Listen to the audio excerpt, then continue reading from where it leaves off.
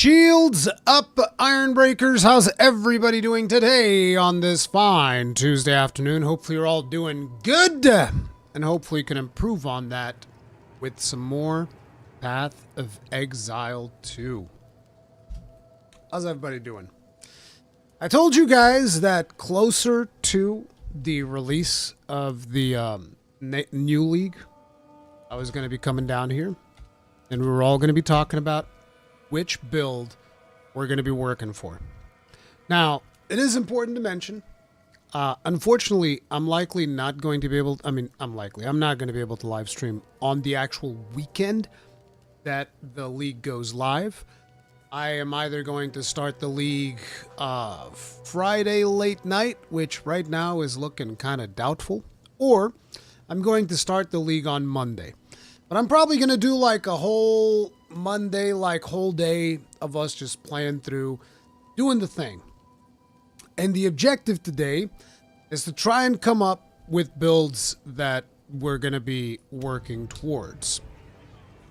So right now I'm just going to go through and, you know, we have the classes Ranger, Huntress, Warrior, Druid, Witch, Mercenary, Monk.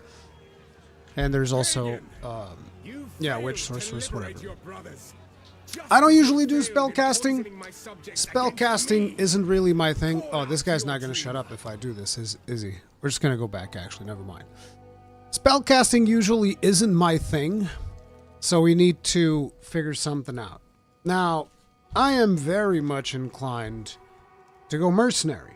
That's what I'm thinking. I'm thinking Mercenary, Tactician, figure something out with totems.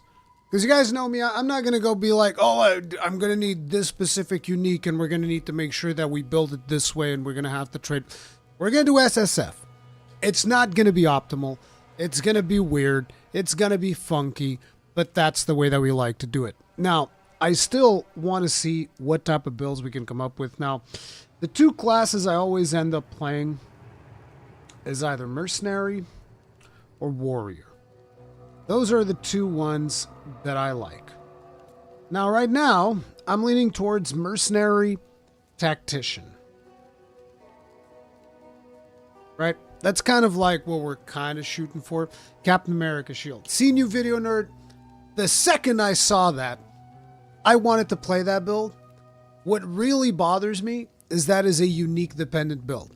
So you need to have a boss drop a specific unique for you in order for your build to come online.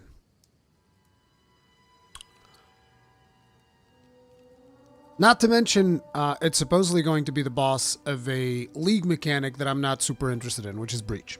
I don't usually care for Breach. Expedition guy. I want to go into the ocean, do the ocean thing, but I'd be lying if I say that the Captain America Shield build doesn't look hella good. Spell totems are going to be insane this patch. What the hell's a spell totem? The totems I know is like the, what you call it, Shockwave totem.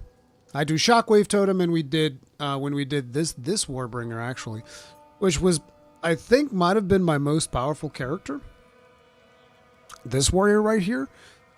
He was rocking the Shockwave totem and the Ancestral totem. That's what I was rocking on this one. What about Gemling Legionnaire with new update to the tree, like perks for all skill gems from quality? Yeah. But the thing is, that's kind of a wild card. That's a giga wild card. We have no idea what we're getting into, which could be fun. Could be fun. Let me add that one to the docket. Potentially Gemling Legionnaire to explore the shenanigans. It sounds like it'd be fun, but that's not something that we can test. Well, we can test. We can see, because another one of my objectives for today is just start getting my muscle memory back for PoE 2, so that it's not the usual awkward first league stream that we always get, where it's like, I'm fumbling around with the controls like a noob. Oh, I don't remember how this thing works. Erp, derp, derp. So it's like there's a two thing to it. Facebreaker. Facebreaker's another one. You need a specific unique to make that build go online. And I'm going to be playing solo self-found. It's been a while since I was able to join the stream. You're still doing kill team stuff? Yes. Very much so. As a matter of fact, kill team is the reason why I'm not starting the league this weekend, because we have a really big tournament in Portugal. There's actually a golden ticket involved, and I'm actually part of the organization kind of a little bit, but I'm mostly going to be playing, but I helped out with some stuff. But yeah, that's going to be something that I'm going to be doing this weekend. This weekend is me playing kill team tournament, pretty much. But yeah, after that, I'm going to just like no life the crap out of this league. I mean, I say that there's also a bunch of stuff that's happening next week that we need to cover. The stuff that I already know is we have the State of Play on the 2nd of June, Summer Game Fest on the 5th of June, and then Xbox on the 7th of June. So those are 3 events that we're also going to be doing next week. But yeah, them's the kicks. Facebreaker will likely be easy from gambling. I feel like I almost never got uniques from I mean, not uniques. What do we call them here? Is it uniques that we call them here? I keep forgetting. I feel like I've rarely ever gotten those. Yeah, I'm probably confusing it with Diablo 4's legendaries, which not so legendaries. What are you taking to set tournament? I haven't made up my mind yet. Breachers or salvagers, basically.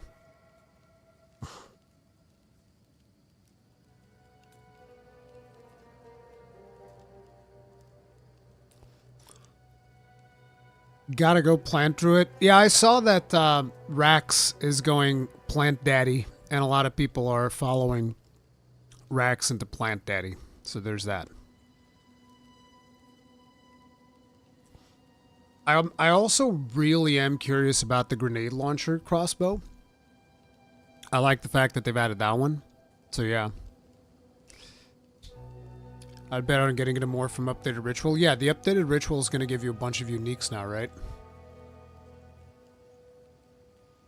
Did plant druid before. It was sweet. I don't like, the thing is, I need to like the fantasy that the class, because I know that for a lot of people that play PoE 2, they're looking for the thing that blows up screens faster. I get it. I think that's a ton of fun. More power to you. I'm looking for something that can blow up screens and is thematically fun for me. It's a different experience. I know that for a lot of people, they're like, oh, I don't care if it's a big fire explosion, big lightning explosion, big poison explosion, as long as there's something and things die. To me, it's mostly, I like big fiery explosions. Explosions of fire. That's my thing. Martial artist monk. I don't really like monk very much. It's like I said, unless you can sell me on some really crazy martial artist monk builds that would be thematically interesting, we're mostly sticking to mercenary and warrior, I think. And for warrior, it will either be Titan or Smith of Katava. I'm not doing Warbringer again. So Titan or Smith of Katava.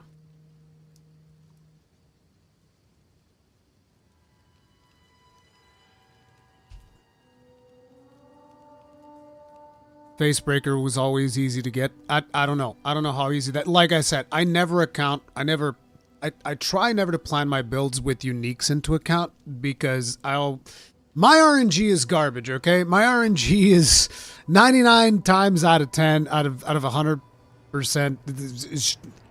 I can't speak. Listen, I'm severely sleep deprived today. For some reason, I woke up at like 4 in the morning, wasn't able to sleep anymore. So I'm giga sleep deprived. I'm going to be slurring. I'm going to be just like, no, wait, slurring? Is that how you say it? Slurring your speech? Not slurring as in slurs. You guys get it. I think you guys get it. Whatever. Explosive punches. Druid just fire explosion. Isn't bear druid just fire explosions? I don't like bears. I have that druid. We did that druid last time. It's this one. It's really powerful. It's really, really powerful. So it's you who woke me at 4 a.m. then. Yeah, it was me, Pascal. It was me. That's what you get. Martial artist will be the biggest bait ever. Yeah, what I saw in the video for martial artists didn't seem like super interesting. I dream of the day they add paladin-like class and skills. Yeah. I want, isn't it the gladiator that then becomes the paladin or something like that? But I want that one as well. I want the sword and board class.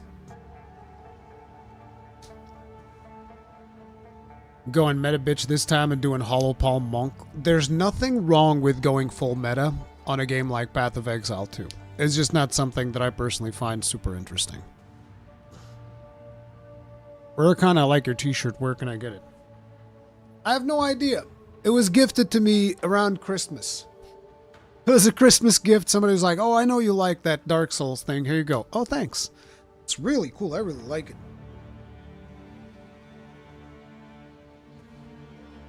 Has to be one of the best Solaire shirts I've seen, for sure.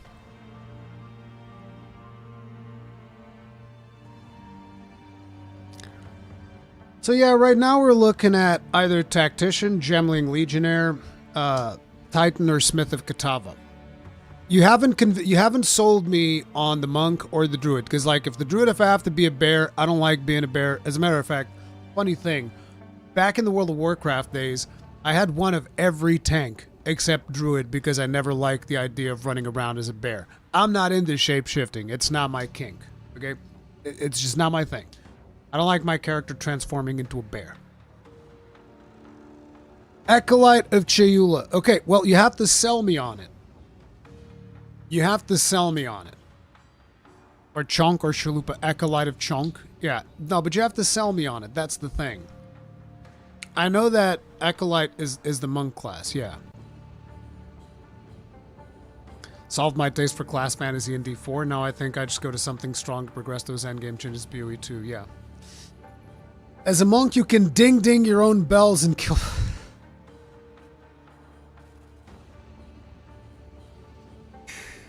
The expression ding your own bells. All right? The expression ding your own bells. Like, what the fuck is that? Also, hey, Mr. Mitchell, thank you for stopping by, dude. Monk is zoom good to finish a controller. If only I could be so grossly incandescent. Wolflin Okami, thank you very much for being grossing at us for 21 months. Tip of the hat. Appreciate the support. Thank you. I'm like, ding your own bells is still like stuck in my head for some reason. Chayula will get a new ascendancy? Wait. Chayula is an ascendancy. Monk is the class. Chayula is not getting a new ascendancy. The new ascendancy is martial artist. What are you talking about, Dan? I'm supposed to be the noob. What are you doing? Oh, it's crazy. Heartless Sage High all heard the bear talk. Is Wolf Druid with only frozen attack still a thing? I have no idea. Meow meow kaboom indeed. You can kick your own bell though. This is not selling me on Monk. Okay? You guys are just doing a really poor job of trying to sell me on Monk. I don't know what's going on. The new unique for Shayula? What, is it Facebreaker? Ascendancy point from the Breach quest line. Wait. What? You have to do the Breach quest line.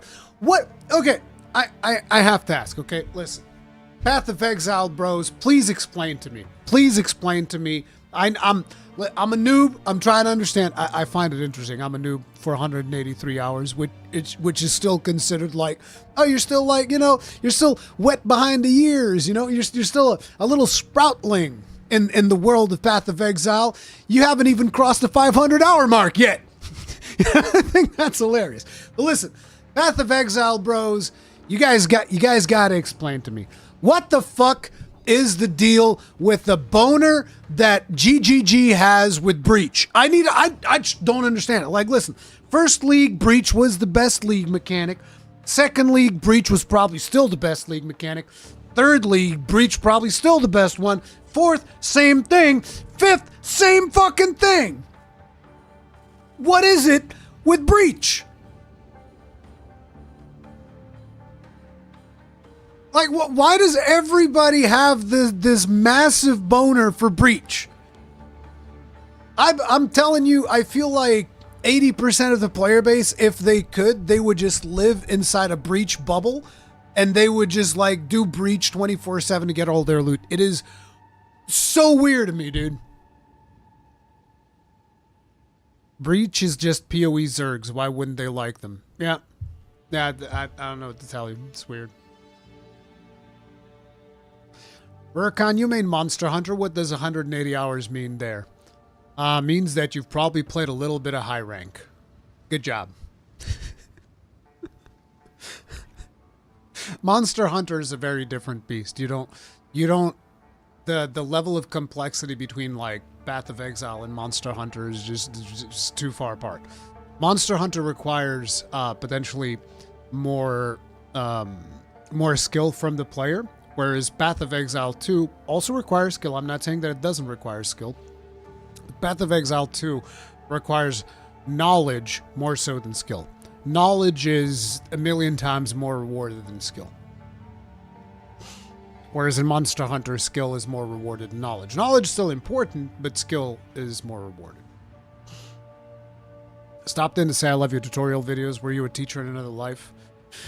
Don't I wish, dude? I try to teach my kids, like, I try to, like, teach them school stuff. I fucking suck at it, dude. I am so bad. Like, I'm really good at teaching people on the internet fun things about video games.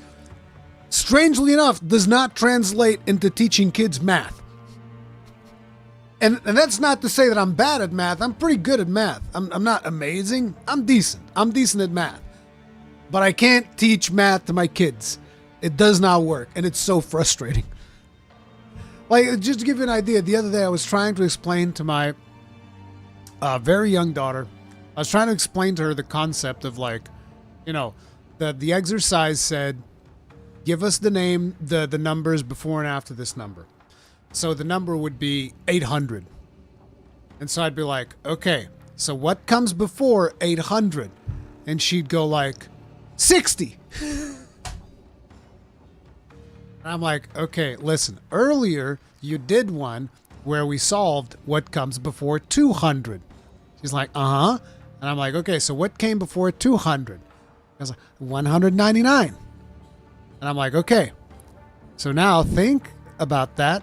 What comes before 800?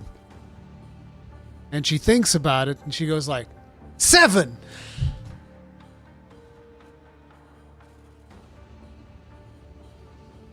So I suck at teaching math.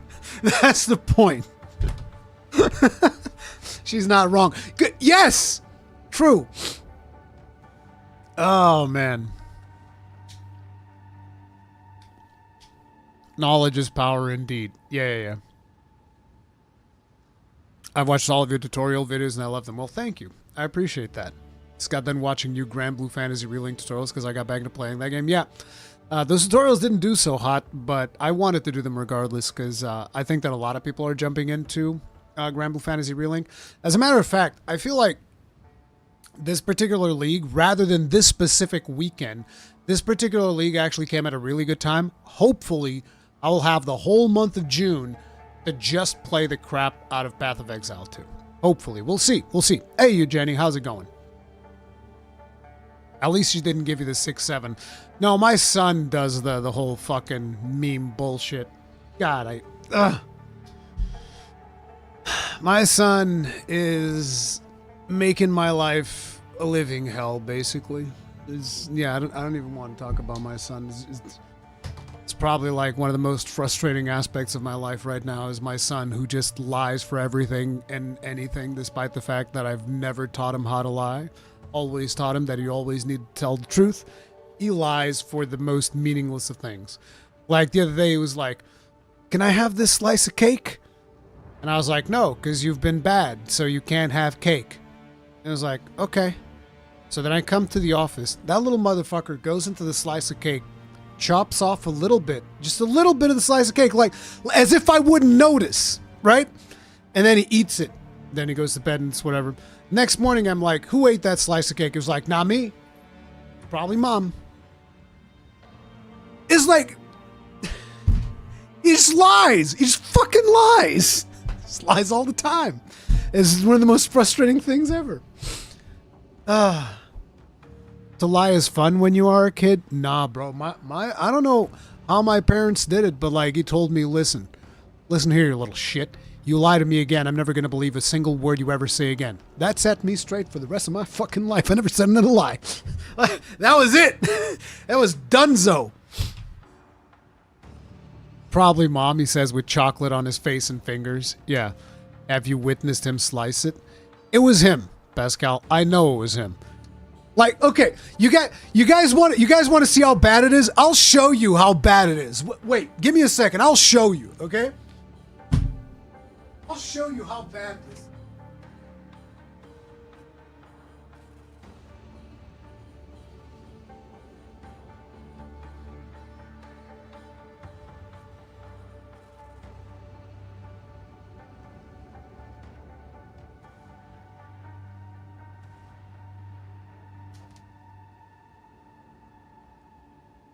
Okay, so look. It's this thing, right? It's a square. Look. It's supposed to be a square, all right? Now, wait. It's supposed to be this big. See where this finger is? That's how big this thing is. So imagine that the square is fine up here, which is not right now. But imagine that it's fine. And so one day it's just, this little square is missing. It's just missed. This little thing just goes missing. And I'm just like, who did that? He's like, probably mom. This morning, he asks me again, Dad, can I have the cake? No, because you've been bad. And so he does this. He just takes a fucking blatant bite out of it. He doesn't give a fuck. He does not give a fuck. That's the problem. I'm gonna put this back in the fridge. Give me a second.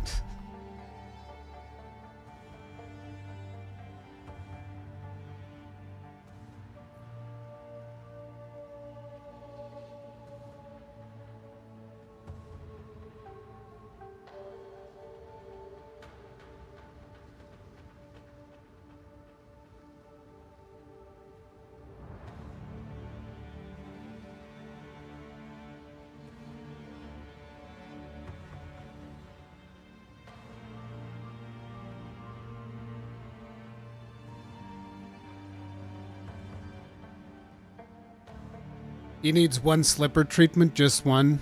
I avoid any form of like physical punishment as much as I possibly can.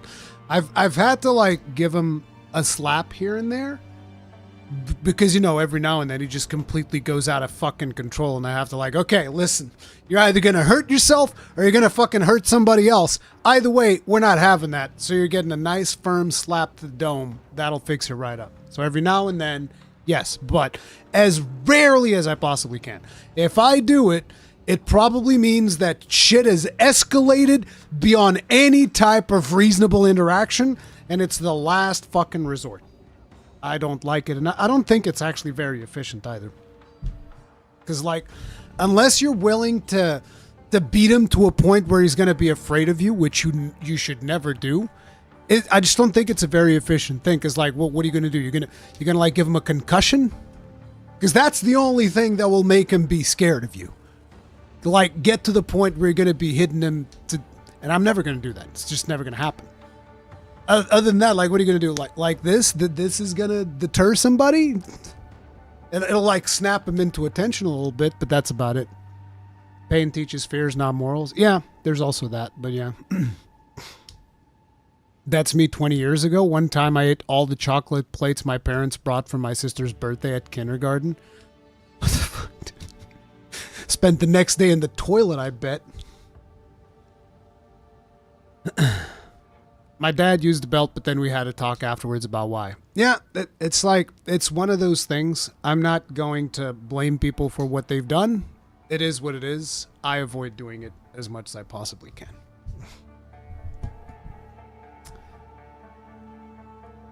But back to builds. Back to builds, boys. Back to builds. Tactician, Gemling, Legionnaire, Titan, or Smith of Katava. Do we have more suggestions? Things that we think I might enjoy. Big explosions. That's the theme. Big explosions are something to do with shields. I don't know what other class can even play shields properly. Like, you're not going to play a shield monk. You're not going to play a shield witch, I would imagine. Maybe a shield huntress? Is parrying still a thing?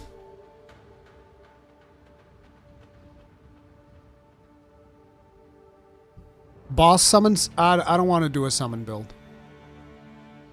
It does sound fun, though. The Spirit Walker, whatever it is. That sounds really fun. Rurikhan, do you want to punch? I don't know how easy it is to get the face breakers. The power fantasy of the monk is not super appealing to me. Ice explosions with armor break. Who's doing that?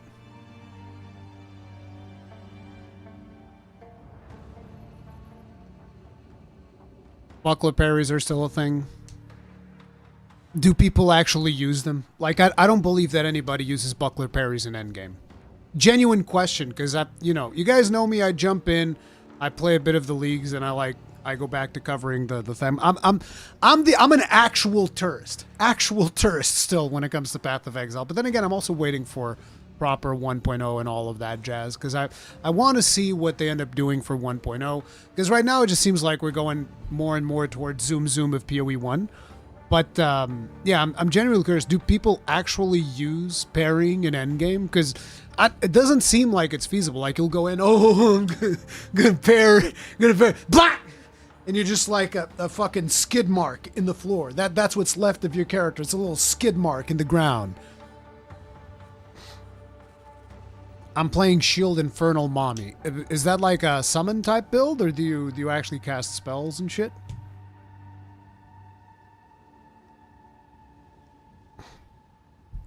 Still waiting for Shadow and Marauder. Yeah, speaking of parrying, is it okay to press and hold for parries? Just perfect time, like there's a difference in efficiency in terms of threshold usage? That's an excellent question, Mikuro. I don't know, because I didn't like the parry system. That was actually the league that I bounced off of instantly. Because I start that league playing Huntress, and I was like, I don't know what the fuck this is. I'm not doing this no more. Why parry when you can kill anything and screen the moment they show up? Yeah, exactly. That's also the thing, right?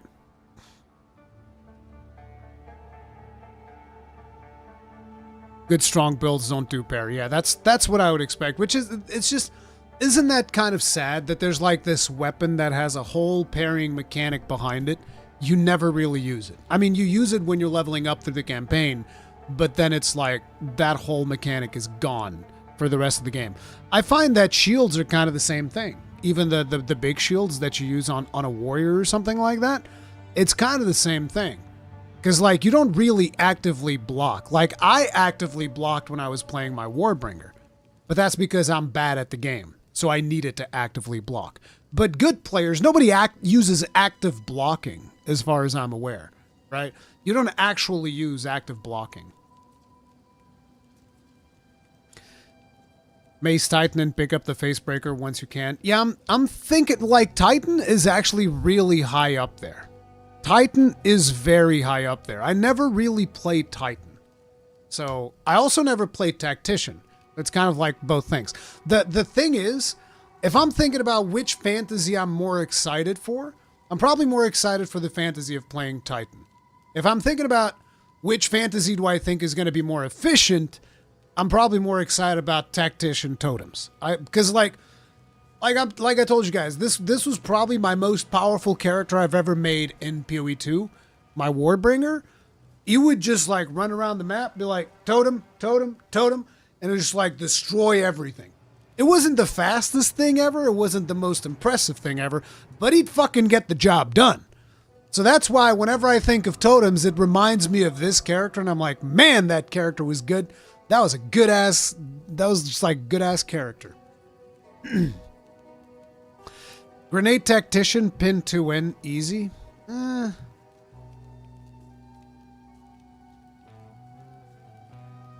Playing Shield Wall, then going crit later.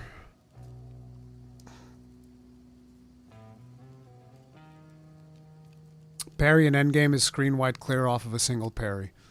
I really don't like the characters getting the potential to just screen clear as efficiently as they do, but that's like It's a whole other thing. Titan is very strong. Why not Smith of Katava? Because Darth Microtransaction made fun of me in the podcast last time. You guys don't remember that?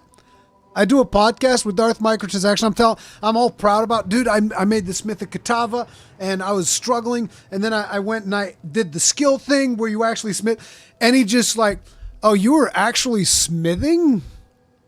Oh, that's bad. I was like, the fuck? The character's name is Smith of Katava. Isn't that the whole point? This game's weird, man. It's almost like in previous Monster Hunter games, right? I'd be playing the gun lance and you'd look up, oh, what's the most efficient way of playing the gun lance? Oh, you play the slap lance. You don't actually use the gun part of the gun lance. Isn't that the whole point? Like, why would you do it's so dumb.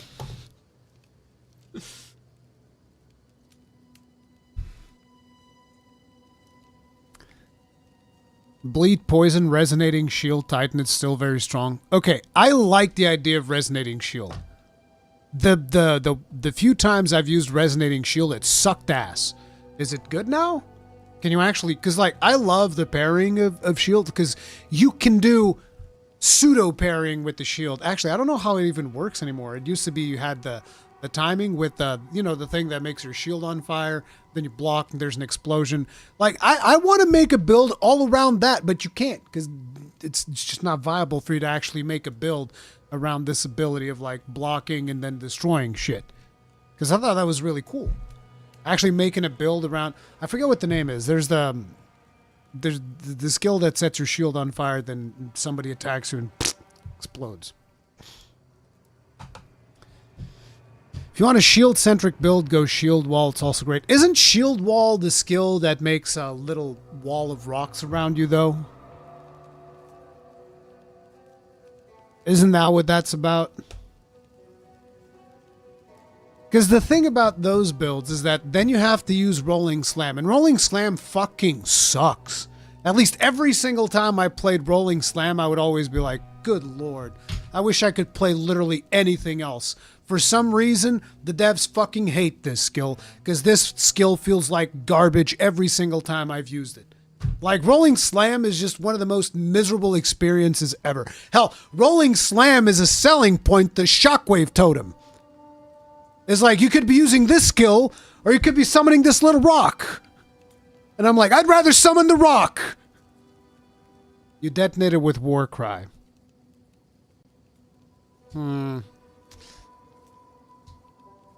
Rolling Slam has been buffed to be faster, to be honest. It's... I don't know, man. You know how there's some skills in a game where it's just like, you just don't like the feel of them? Rolling Slam is that. Rolling Slam is a skill that, like, the first couple of times I used it, I was like, oh, this is really cool. Look at this thing. And then after a while, you're like, what the fuck is this garbage that I'm still using? This skill is disgusting. I fucking hate it, and I never want to touch it again. That's kind of like how it... That's kind of like how it goes. Thought you're not playing on release day. I'm not playing on the release weekend, but I'm getting ready for playing it on Monday. So you slam your shield to create a wall, then you scream at your enemies and they die. Any skill blows up wall? No, it has to be a slam skill. And totems don't blow up walls. That's the other thing that bothered me. Why don't totems blow up walls? Or at least they didn't. I don't know if they do now. But that was always an interaction that I'm just like, why the fuck does this not work? There's a bunch of interactions that you'd figure should work, but then they don't. And it's just really weird. Because then you look at other interactions that are similar. It's like, oh yeah, this one does, but this one doesn't. It's a little bit weird. Totem does blow up walls. The totem slams. It didn't used to unless they changed it. If they changed it, then it does. I guarantee you, when I made this in, I forget if this was the second or still the first league. I think this might have been still on the first league. During 0.1, I promise you, totems did not blow up walls. 100%, they did not blow up walls. More kill team tournaments this weekend? Yes, I have a kill team tournament this weekend. A big one with a golden ticket. Smith of Katava with the fire skills and the Elementalist Firewall spell for more buff. You have to invest in, like, and intelligence and stuff. I don't think I want to do that. A lot changed between then and now. Yeah. Bear Titan slams. No, I'm not doing bear. It has been 3 leaks in 0.1 though. See, that's the thing. It's what I've been saying. Path of Exile 2 is very, very, very much a knowledge game, and things have been changing so much, which is a good thing. It's a good thing. But for a player like me that I'm just like jumping in at league starts trying to figure out what I'm doing, and I don't want to be following a build guide, it becomes very frustrating to like keep tabs on. So shields didn't blow up not shields, totems didn't blow up walls, but now they blow up walls. Okay, cool, new information. I'll slot it in here, and then in 0.6 I'll be like, actually, that was way too powerful. We're not going to touch energy shield, but totems blowing up walls, that was going off the charts, okay? Melee must be kept in check so that all of the Deadeyes can reign supreme forever. Isn't that the theory of how things go?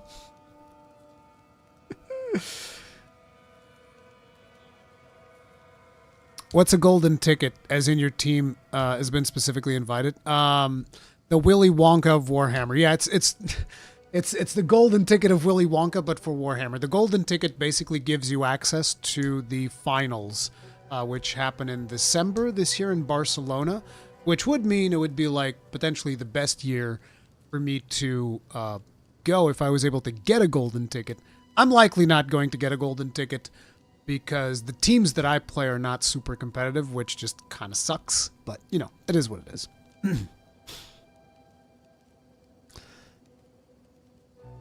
Deadeyes are so last league, bro. Yamate, I promise you, Deadeye will likely be one of the most powerful ascendancies this patch. Because isn't that always the same thing? I feel like it's been every goddamn league, Deadeyes just reign supreme. Lightning Arrow, Deadeye. And if it's not Lightning Arrow, Deadeye, it's been like Lightning Spear, Huntress. How about going for Facebreaker? It's because I'm playing solo self-found, it's going to be problematic to try and get a specific unique, I feel. I might end up going the totem wall slam thing. That sounds like fun.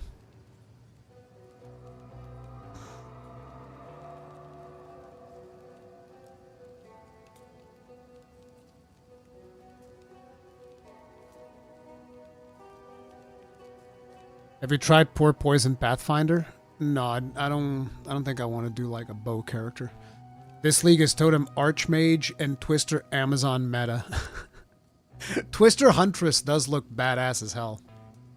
I heard the wall is nerfed. No! I hate totems in Path of Exile. Bro, totems was the best build I made so far. Totems are so good. Okay, so it doesn't seem like you guys are going to be able to convince me of other classes. So I'm going to put these up for a vote, and we'll see how things go. I'm not saying I'm going to do what you guys are saying, but at least to get like a vibe. At least to get a vibe. So let me see. Gemling. Tactician. Gemling, I'm just going to put shenanigans because I actually have no idea what we'd do if we go Gemling. Gemling would be mostly to just explore a bunch of different skills, see what the differences are with Gemling Legionnaire. So I'm just going to put it under shenanigans. Tactician would be totems. Then we'd have Titan, which I don't even know what I would do with Titan because I've never done one. And Katava. I'm also not sure if I even want to do Katava. I probably don't. I don't think I'm putting Katava in here. Screw that. Because you're not really doing the smithing thing in Katava, so whatever. So I'll just put Gemling, Shenanigans, Tactician, Totems. I'll also see if I can put this up on Twitch as well.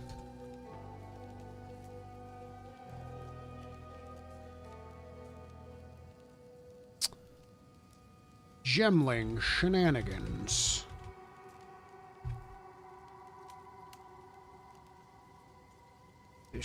Totems. Titan.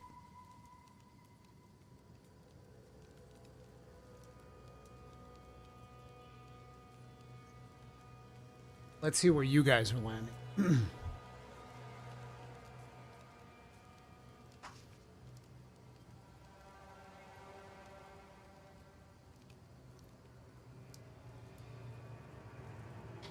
He always likes playing the lowest tier in anything he does. Shut up, Chargeblade main. Got him.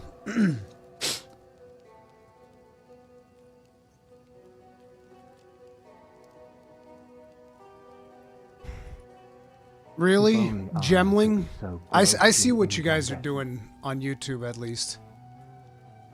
Okay, so Twitch is voting Titan. Twitch is voting for Titan. You guys on YouTube are voting for Gemlin shenanigans. Yonko kills. Aloha, brother. Thank you very much for being roasting at us for 17 months. Tip of the hat. Appreciate the support. Thank you. If not shield wall, go grenade tactician, get the pin ascendancy node and pin to win. Enemies stand still in grenades. That does sound like fun.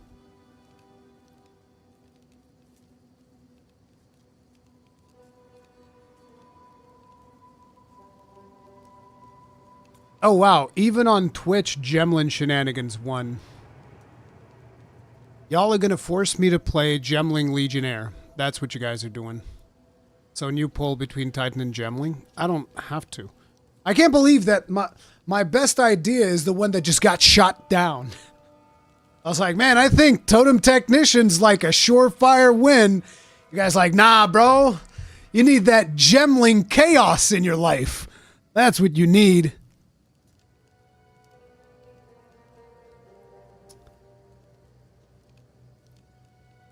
Oh, man. It does seem like Gemlin shenanigans is what people are going for. What has been the Gemling stuff that we've even seen? Like, let me have a look, because I think they've shown it. I think they've shown that.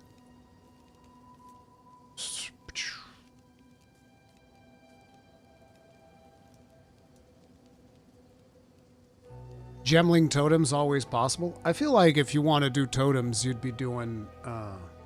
Bro, what's going on with my screen? Jesus. I feel like if you want to do totems, Tactician would be the way to go. You need to see these ascendancy changes. I think it's in here. In Return of the Ancients, we're making several much anticipated... See, you guys complain about shit not working when it comes to YouTube. Look at this. It's a regular fucking video. You want to know why it doesn't work? This is actually funny because I saw I saw a video earlier today where people were talking about some of this stuff, and apparently in the case of Chrome, because like a lot of people have been complaining about YouTube fucking up in the case of Chrome, apparently they've implemented, because I don't use Chrome, they've implemented Gemini into Chrome, and that's sucking all of your fucking bandwidth. It's sucking all of your resources dry. I don't know if this is the case or not. This was something that some people were talking about in a random video I was watching, which I'm just like, you know what? That actually checks out. Which most likely in my case, the reason why this is fucking up is because Microsoft is shoving Copilot down my fucking throat everywhere I look. And so, you know, Edge is like, I can't do it. I can't do it, boss. There's too much artificial intelligence in me. I can't do it. I can't do it. Yeah, I think I need to go back to fucking Firefox. I used to do Firefox. Like, look at this. Look, what the fuck is this? What is this? Like, my internet is fine, by the way. My internet is fucking flawless. This is just straight up YouTube being like, is it derp derp. It's because I have, like, my window open.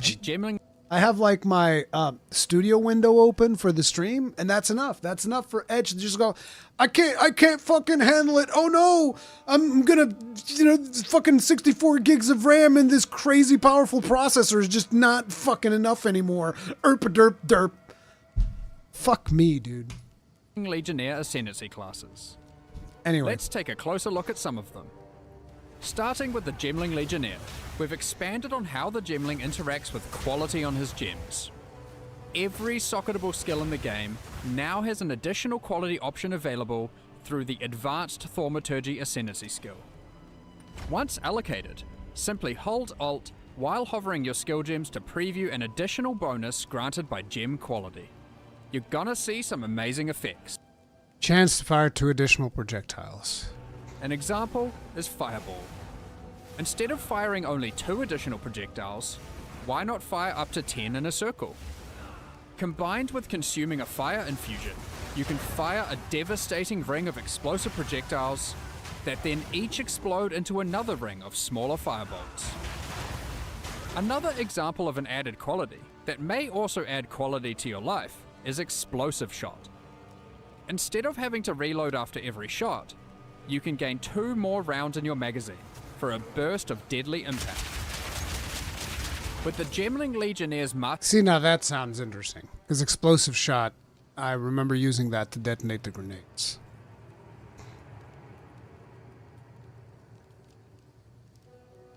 mastery of gems, he is also able to conjure a powerful barrier from his socketed skill gems. Gains a random mode every 2 seconds. Maximum each attribute of mode is 3 plus the number of skills you have which require that attribute. Single attribute skills grant twice as much as maximum modes. 1% increased maximum life per strength mode. 5% increased armor evasion energy shield per dexterity node. 5% life regen per intelligence node. 5% mana regen per intelligence node. So basically, we'd want to build him like...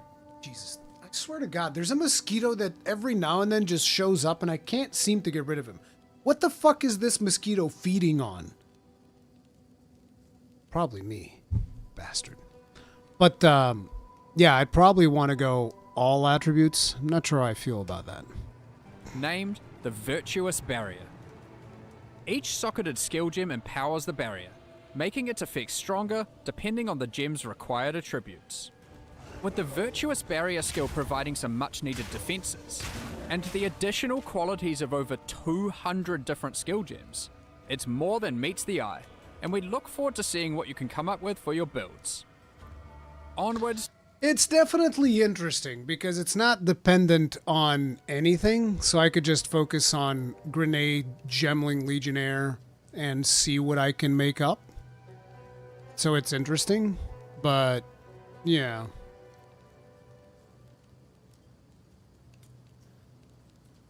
All the different Gemling modifiers seem very interesting. Probably going to go Oracle Chaos Totems as my second. Copilot lagging by trying to read your 250 unread notifications. To be honest, Microsoft, at this point, just fucking read my email. I know Google's doing it. Just fucking do it, bro. I don't even... Like, fuck am I gonna do? What am I gonna do? Just read my emails, bro. Fuck it. I'll just put it on stream one of these days and be like, hey, look, here's all my emails. Fuck it. Like, our information is as public as it gets, so whatever.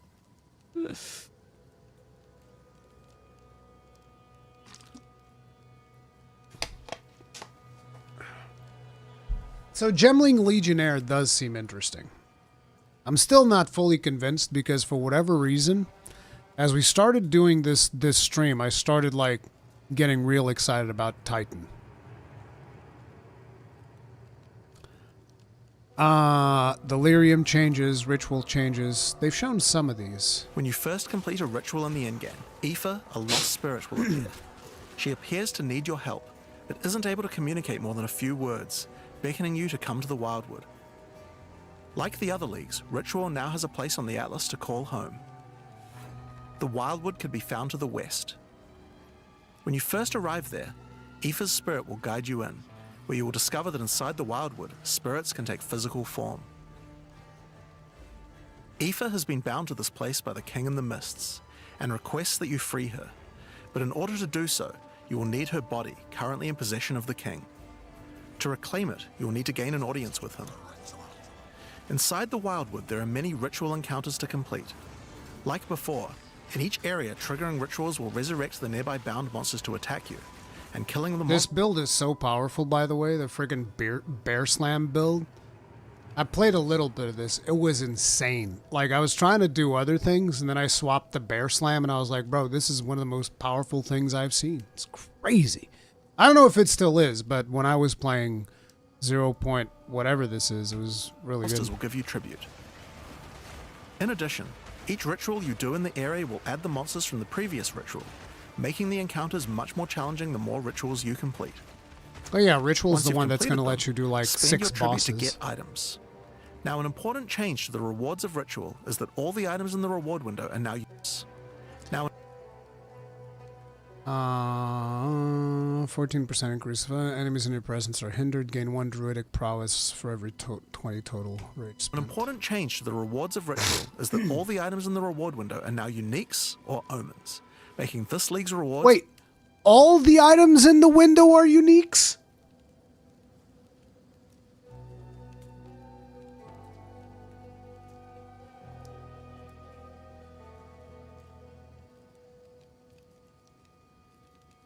What the fuck?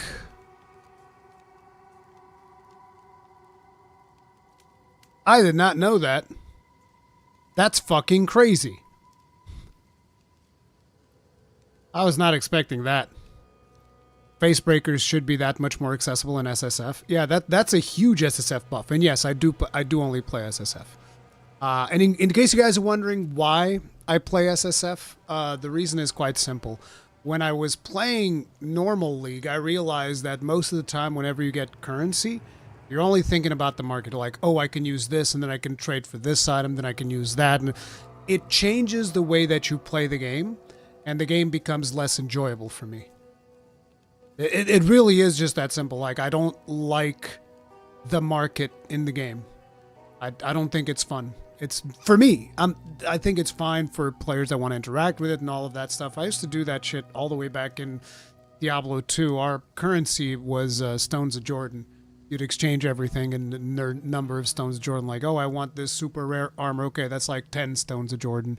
So, which was a unique ring that you would get, and everybody would always want Stones of Jordan. So that was our currency in Diablo 2. But I really like not having the market. It's like, no, you just have to fucking figure it out. You know, you get this currency thing. Yep, you can't fucking trade it. You just have to figure it out. It's much more enjoyable to me. But yeah,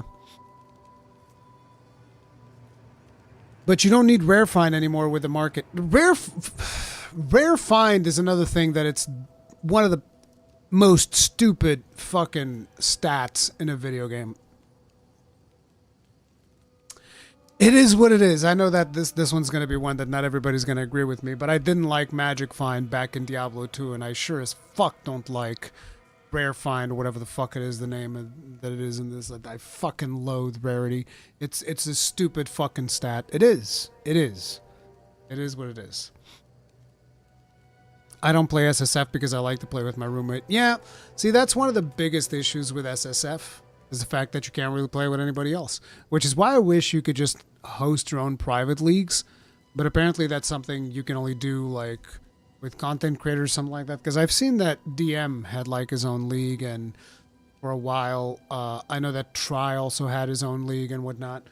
But yeah, I would like to have a private league, but apparently that's not something that you can have as a player. And I've been told that that's like maybe a paid service or something. But yeah, I don't know how that stuff works.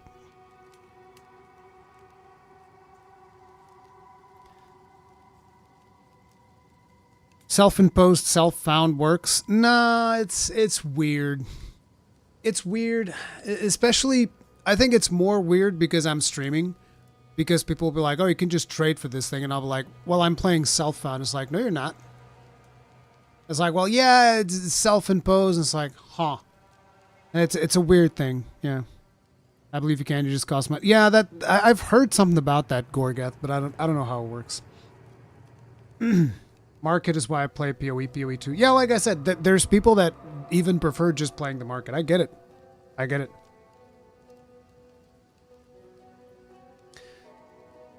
Group self-found / private league. Yeah, like I said, I wish I could do that. I don't think you can do that.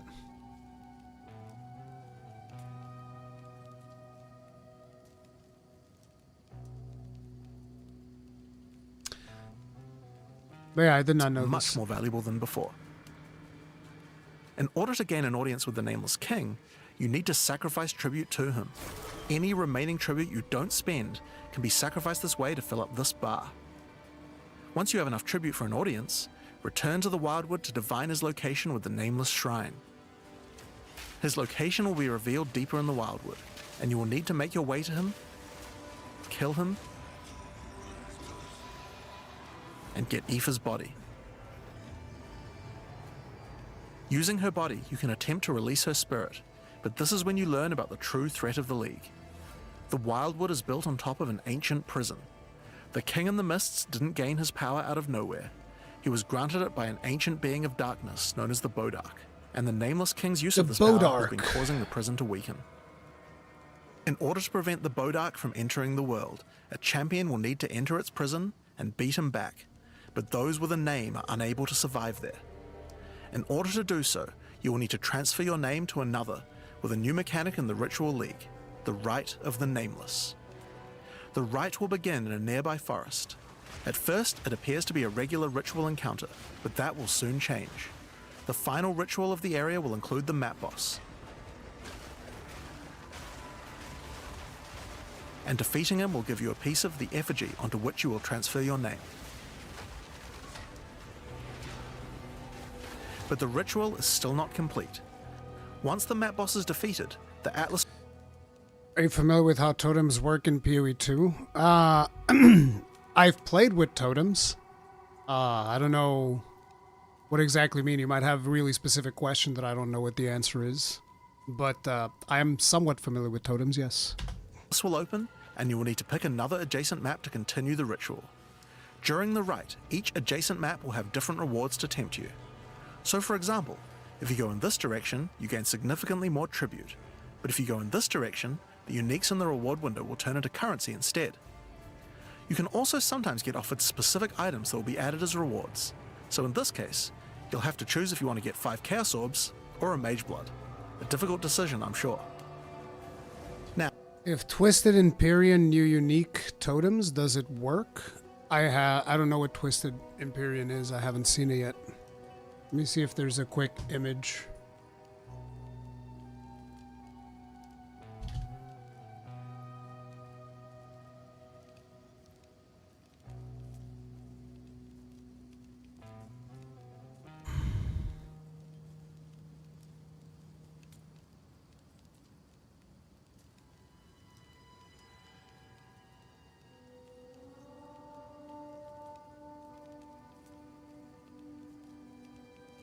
Attacks with this weapon have added cold damage equal to convert 100% of fire damage with main skill.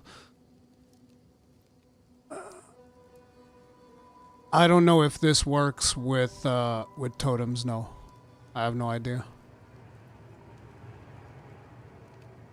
Because I forget if totems get like fire damage from you.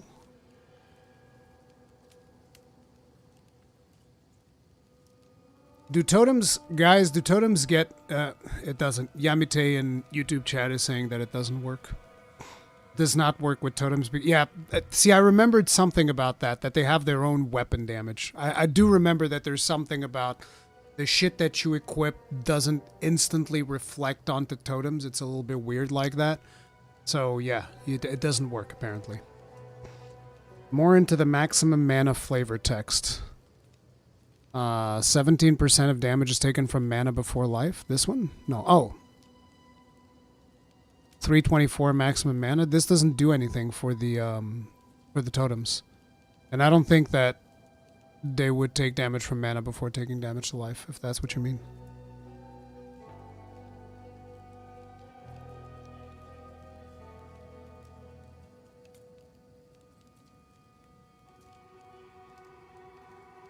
The attacks with this weapon text? No, that doesn't work. Attacks with this weapon have added cold damage equal to a percentage of maximum mana. No, that does not work. Because, like we've already explained, they have their own weapon damage. So that shouldn't work. Basically, think of the totems as having their own little mini weapons that are hitting enemies with. And so this interaction probably does not work. Now, as this is one continuous ritual, the encounters in the next map won't start from scratch. They contain all the monsters that were gathered from the rituals of the previous map as well, making them harder and harder.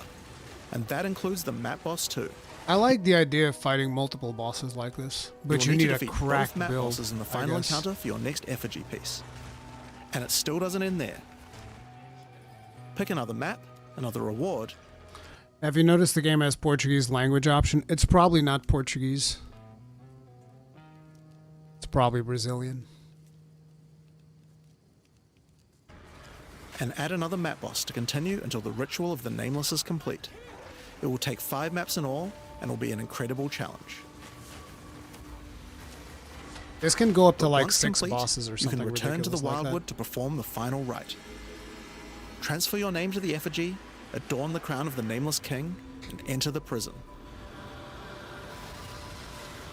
Now, of course, once the pinnacle boss is complete, the league doesn't end there. As you do rituals on the Atlas, you can continue to give tribute to the King in the Mists for another audience.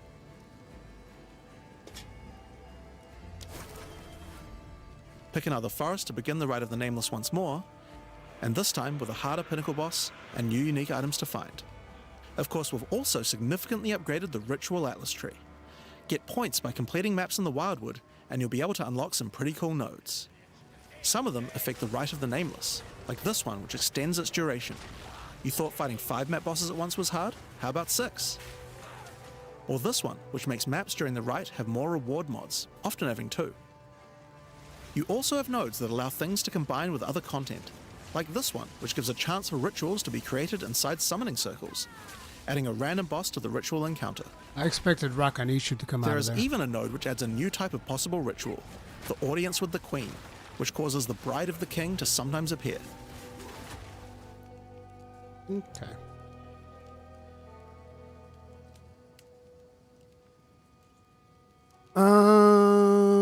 Become a rune seeker. I wanted to see, is this the, I wanted to see the one that shows Expedition. Yeah, this one. I haven't seen this one. I'm Jonathan Rogers, Game Director on Path of Exile 2. In the Runes of Alder League, logbooks are seeing some big changes. It's time to go seafaring like true explorers. Yes, you can explore the ocean. To the southeast of the Atlas lies a vast ocean with new environments to discover and treasures to unearth. In the Runes of Alder, while doing expedition encounters, you might find logbooks, and by using these on the ocean, a small part of it will be revealed. As the fog recedes, you'll discover many new islands, most of which you won't have seen before, and all of them will contain expedition encounters. In these encounters, you'll need to blow up the remains of buried Kalgurans, bringing them back to life only to slay them again and steal their loot. Expeditions now also include the Runes of Alder crafting remnants, granting immense opportunities with a wide selection of recipes. But there's more than just the buried dead. Each island has all sorts of things to find and explode. In the Bleached Shoals, you'll discover siren eggs throughout the area, as well as clams that contain a surprising amount of riches. As you destroy the eggs, siren spawn will emerge from the water. But be careful. If you destroy enough eggs, the siren herself will arrive to defend her children. On this craggy peninsula, you can find another camp of the kin. I find it interesting that he just goes like, be careful. And the thing that is, be careful with this thing, that's exactly what we're all trying to do. Yeah, we all want to summon the big baddie so that we can beat her into submission. See how fast the rolling slam is now? No, I didn't. Did they show one? The siren Was herself this guy doing rolling slams? in the bleached Oh, he was doing rolling slams with a punch. shoal. I'll be real, it doesn't seem that much faster. Not to mention, that's probably with a one-handed weapon. You'll discover siren eggs throughout the area, as well as clams that contain a surprising amount of riches. As you destroy the eggs, siren spawn will emerge from the water. But be careful. If you destroy enough eggs, the siren herself will arrive to defend her children. On this craggy peninsula, you can find another camp of the kin, hiding in their hovels. Blowing them up should get them out of there. Yeah, those look like Facebreaker. And while you're at it, you can free some of their caged beasts. They've even caged some exiles in order to watch them fight with each other. Why not blow them up too?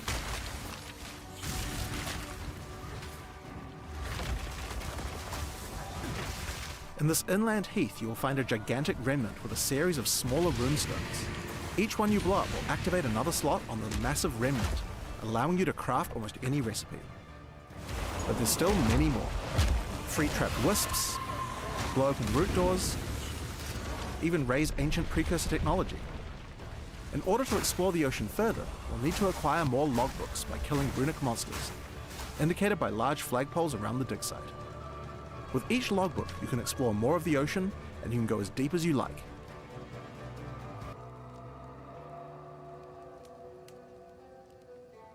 Each logbook, you can explore more of the ocean, and you can go as deep as you like.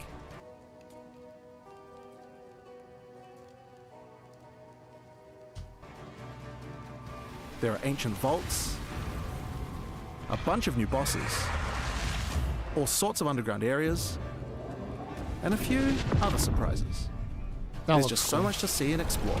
So join us this for the is like release the mechanic that I'm the league that I'm the most excited for is Expedition. I've always liked Expedition, and it getting like its own ocean exploration thing is really cool. The thing that's bothering me is like, yeah, but you got to do Breach. Because of course you got to do Breach, because like all the cool shit is in Breach for whatever reason. And now we also at least need to do Ritual, because that's where your best source of uniques. So it's like, come on, man. I just want to do my expeditions. That's all I want to do. Rune shapes, inscriptions. These are my life's work. The more I studied, the more I began to see similar shapes in the stars above. It was then that I dedicated myself to becoming a rune seeker. As Pharaoh so kindly explained, runes are very powerful and ancient inscriptions, and they can be socketed into your items to grant them more power. During the League, inscribing symbols into remnants will let you choose between a bunch of different crafting runes that you can use to enhance your items. When you come across a remnant, it has a number of slots ranging from 2 to 7. The more slots, the more powerful the remnant encounter, but the more options you'll have to choose between. At the start of the game, you might find yourself crafting simple damage or resistance runes that are available at a lower level than you would normally be able to get them, giving you a decent power boost. But things quickly get more interesting. There are 22 runes for adding or modifying Runic Ward, a new resource that can protect you from death. Using these runes, you can add an extra defensive layer, or turn your Runic Ward into an offensive weapon using Kalguran runic skills. There are also 13 runes that add powers specific to weapon types, like this one which gives a chance for grenades to explode a second time. Or this one, which gives you a new buff called Druidic Prowess, when heavy stunning enemies. In addition, there are 22 runes designed to give you power at low levels, like this one, which gives you a bunch of elemental resistances, or this one, which gives you a ton of spirit. These runes are designed to be powerful, but drop off in value as you level up. They're great for power leveling a second character in the League. We also have 6 runes that can be used to expand the pool of modifiers used when doing high-level crafting.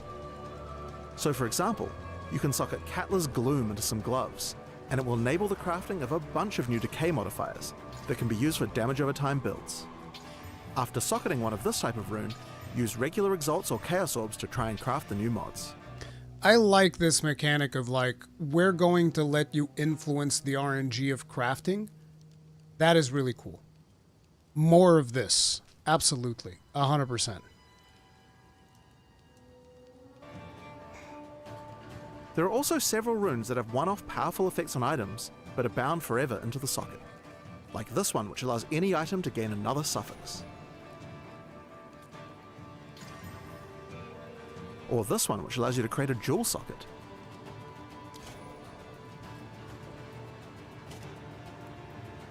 Or this series of runes that can convert any elemental mod from one element to another.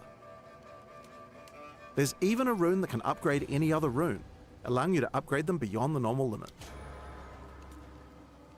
The last one I want to show you today is Aldur's Legacy, a special rune that can be socketed into any Kalguran or Ezomite unique to destroy it, but create a new rune that takes some of the properties of that unique. So for example, use this on a Trampletoe to create a Legacy of Trampletoe rune. Socket into any boots and... I don't like this.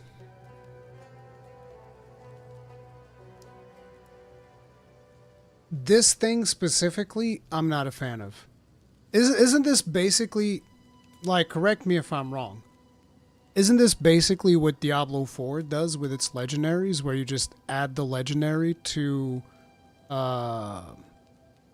whatever, to your library of whatever thingamabobs?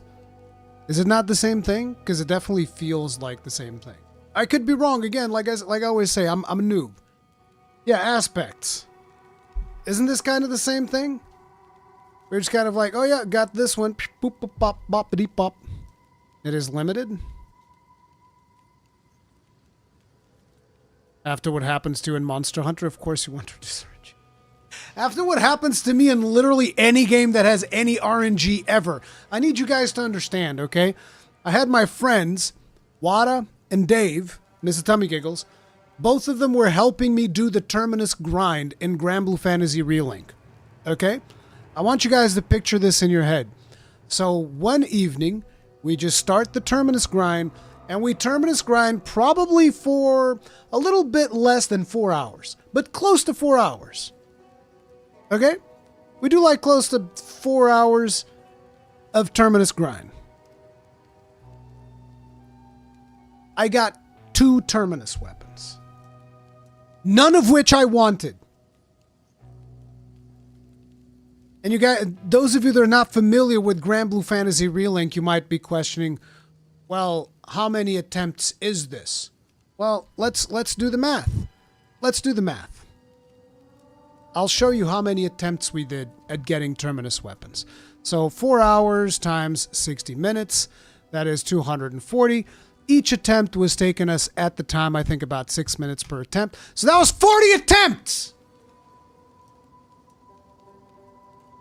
It was 40 fucking attempts!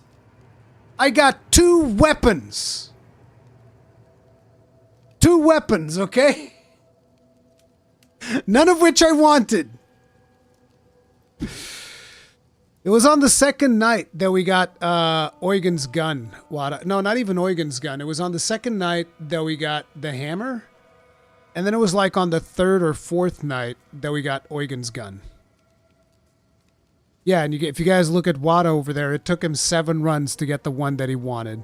So yeah, we did 40 runs, and I got 2 weapons, none of which I wanted. So yeah, if you guys are wondering why is Rurikhan so averse to RNG, because I'm fucking unlucky, that's why. Just like the unique it came from, you'll deal 10% of overkill damage to all enemies in a 2-meter radius. Or how about the legacy of Twisted Empyrean? Destroy a Twisted Empyrean, and you can add cold damage based on your maximum mana to any weapon.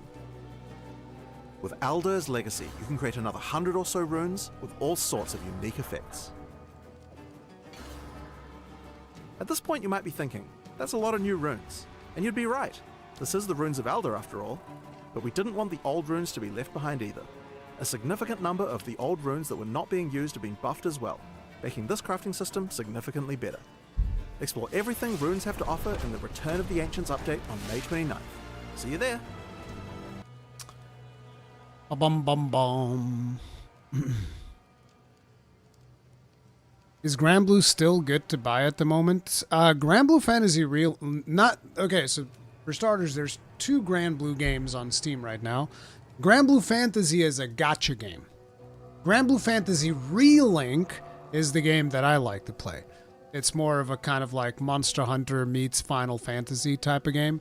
So it's a quest-based game. You go on quests, up to 4-player co-op, yada, yada, yada. Yeah, it's pretty fun, really cool, and it's getting an expansion on the 9th of July, which is likely going to be the next thing I do after we play a bunch of Path of Exile 2. We're likely going to be jumping smoothly into the expansion for Grand Blue Fantasy Relink. Ruri is basically a habitual gambler who is chasing the gambler's fallacy. No, I'm someone who's... It's more like I'm forced to gamble because the things that I like are usually behind gambling mechanics. It's like somebody sits me in a chair and forces me to gamble away my time to try and get something that I want, because I think that once I get that thing, I'm going to get fun. I'm going to have fun. Well, in a way, that's kind of like the gambler's fallacy, except it's forced on me in a way, kind of, maybe, potentially. It's probably the same way that gamblers think, though, now that I think about it. It's like they're out there gambling because they need money. Well, some of them do it because they're just degenerates.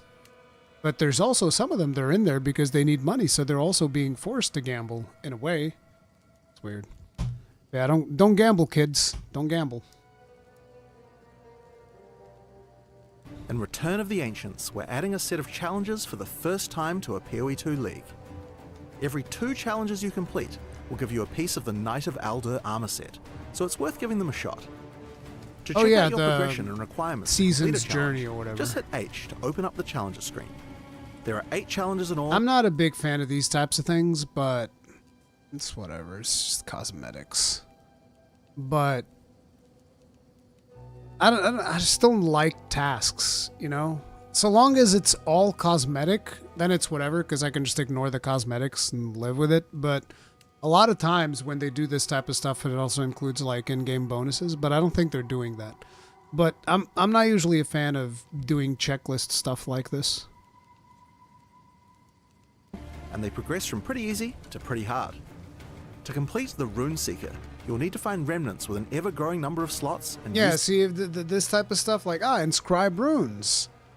Like, I don't... Oh, actually, inscribing runes in this is part of the league mechanic. Never mind. That's different. I was thinking, like, oh yeah, put runes into your items. Like, I don't... them to craft new items. The 7-slot... Why, though? That is literally what people missed in the end game? Not me. Well, you missed what? A to-do list?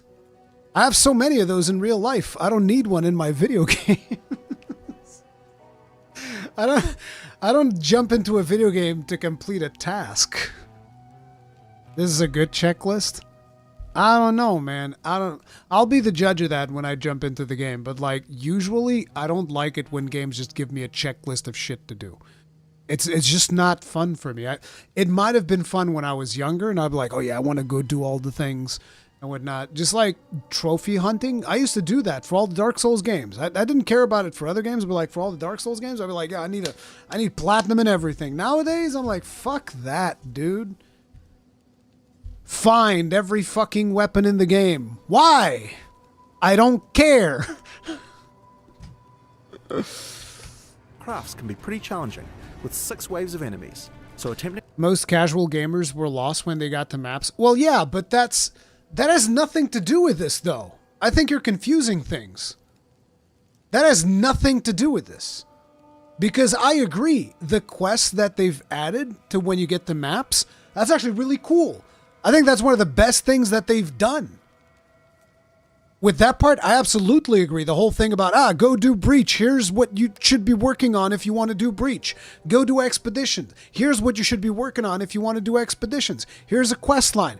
That part I agree with. Challenges is something completely different. I'm not sure if you're confusing those two. This I don't think is super necessary. This is part of that. You basically complete this list while doing those quests. One of these fights could require some skill. Is it? Then maybe I'm confusing Throughout this. the I don't campaign, know. there are many optional bosses. To complete the Hunter, you will need to hunt down 6 of them. The last 2, Akthi the Final Sting, and Anunda the Sandworm, Oh, I'm going to be completing this one for sure, because I always kill the optional bosses in the campaign. will be pretty tough to find, being in the Kari Crossing. In order to track them down, follow the drive. These are just optional challenges you do while playing the game. Okay, let me explain to you guys. It's important for me to also mention that, like, this doesn't come from my experience with Path of Exile. Like, my aversion to this mechanic comes from other video games. Specifically, Diablo 4 was the last one where I had this happen, where I'm just trying to enjoy myself playing the game, and I go to the Season's Journey because you're supposed to be doing the Season's Journey. This was also when the whole bullshit happened where they just took my Season Pass token and then they admitted that they had fucked up, never gave it back to anybody. Not just mine. They took a bunch of people's Season Pass tokens. And then whenever people were like, hey, what the fuck? They said, why don't you guys sit and spin? That's what they said. But anyways, you would go to the Season's Journey and I'd be trying to enjoy my time with the game and the game be like, change the look of 5 pieces of gear.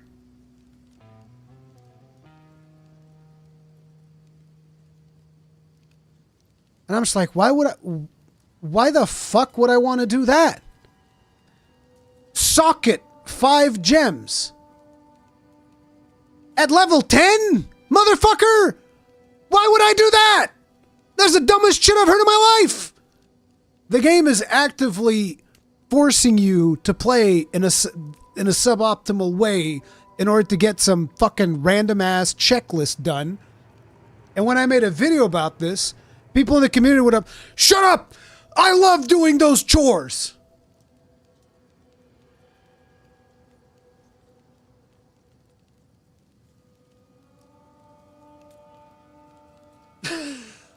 It's just like, I just left with like, bro, if I want to do chores, I can go mow my fucking lawn. I can go rearrange my sock drawer. I can go do the dishes. It's so weird. But like, you know, stuff like this, for instance, like the one that they showed here, this is fine. This for me is fine because this is fun, right? I'm going to be killing Crowbell because fighting Crowbell is fun. I'm going to kill the Great White One because I like doing that. I'm going to kill Akthi, the Final Sting, because I always do because I like fighting bosses. See, that is fun. So it's a matter of what's on the checklist to do. Because if the checklist is change the appearance of 5 items or socket 5 gems,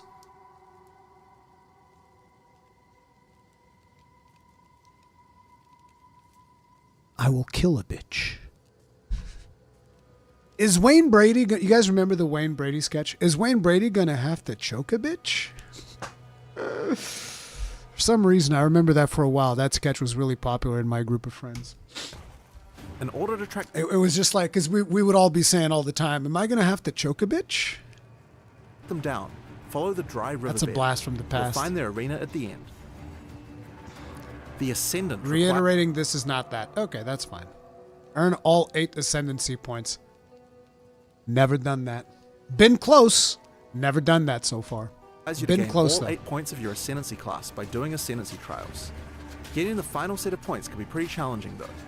You'll either need to defeat Zarok on the 4th level of the Trial of the Sycamores, or defeat the Trial Master from the Trial of Chaos by finding all 3 keys.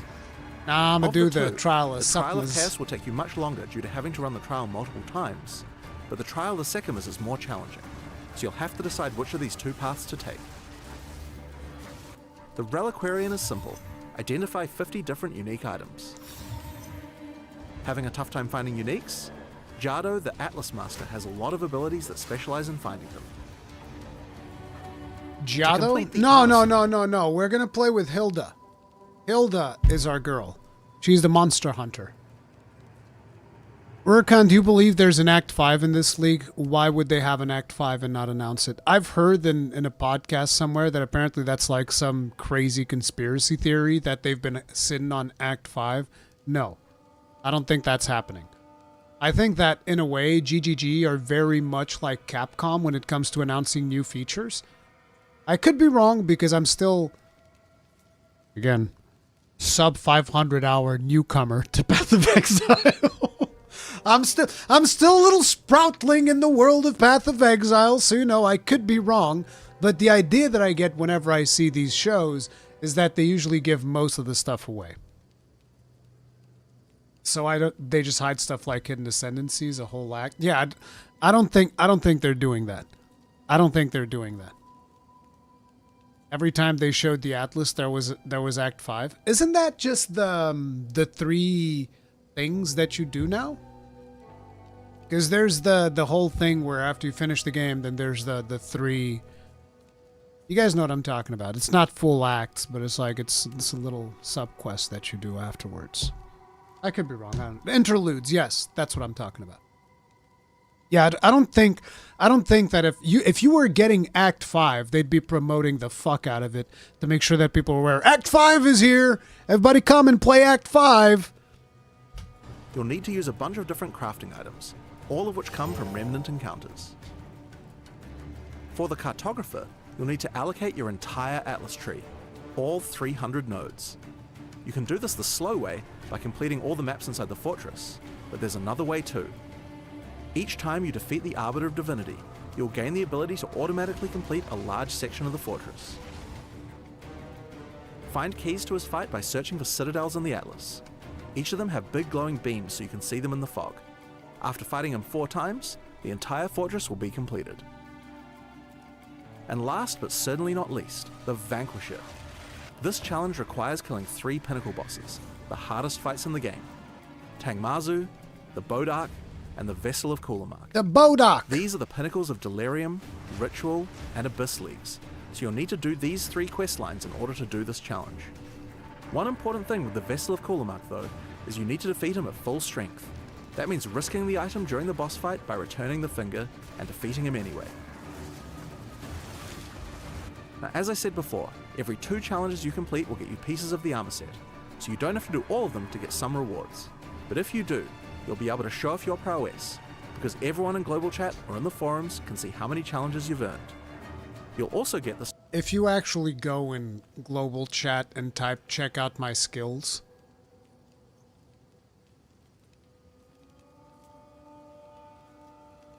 I would not recommend that.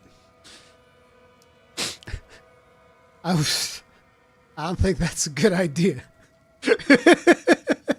In most online video games, something tells me that particular interaction is not going to have the result you were expecting, sir. I would not recommend.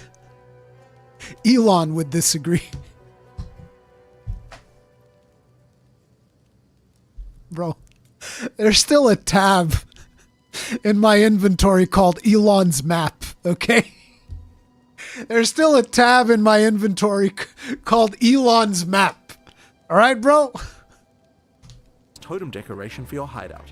Well, no, that sounds like a challenge. Trade with you will be able to see Sure. that you were there and you defeated the League. Try out these challenges and more on May 29th in Return of the Ancients. Thanks for watching and see you then. All right, so let's get some muscle memory up in here. We're gonna jump into the game, and I'm gonna just see how fresh I am in playing. I do need to get my apple before we get started. You guys know the deal. At around this time of the day, it is the day of the apple. An apple a day keeps the doctor away. Still, somehow, I always have stabbing pain in my stomach, but whatever. I'll be right back. Give me a second, guys. I think we need to make this a meme. Check out my skills. Check out my massive skills. Amazing. Best.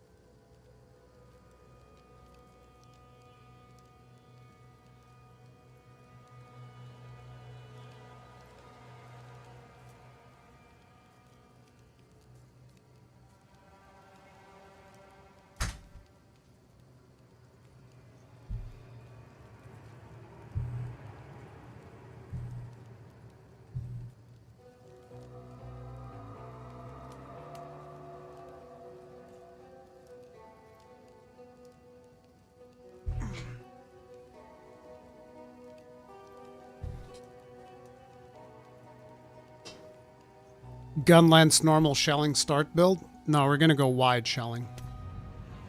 We're gonna go wide shelling.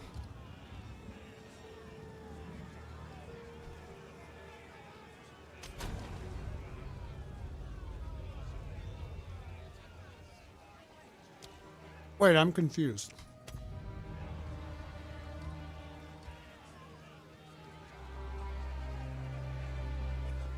Do you not choose the league anymore?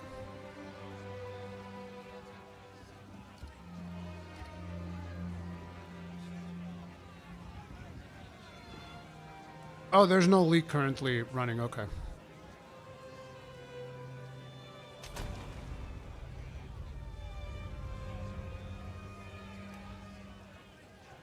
Hired hand. Every life has a price, and your crossbow has kept your coin purse full. Here you are judged and found guilty. What say you?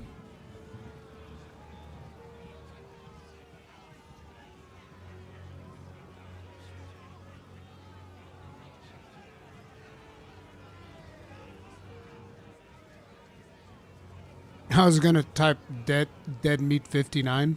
You can't type 59, so dead meat 59. Oh no! Quickly, stop him! Take down the degenerate!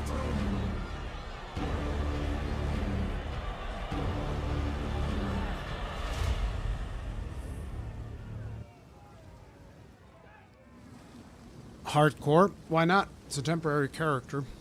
It's gonna get deleted anyway, so who gives a fuck? This will just save me the trouble of deleting it, since they'll delete it for me.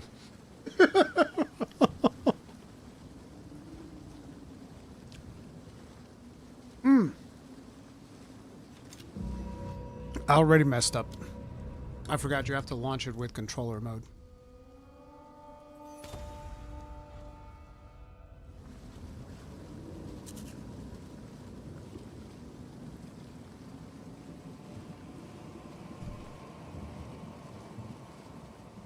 I've heard that they're making new DLC for The Witcher.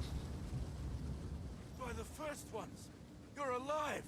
And I would appreciate it if you could... Shank the fool. Yeah, shank him. Reach Clearfell. How do you fire this? Well, that was unexpected. I'll have to find this Miller bloke. My crossbow is not functioning. They don't give us the fire thing by default? What the fuck? Why do I not get this? What do you mean? Bro.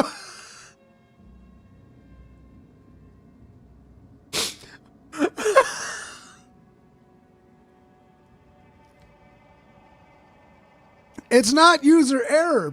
This used to bind instantly on your controller. I guarantee it, dude.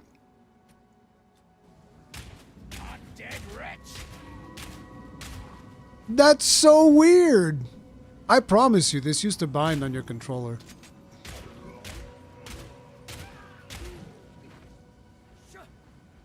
I'm probably one of the few people that plays this game on controller. It's actually really good on controller.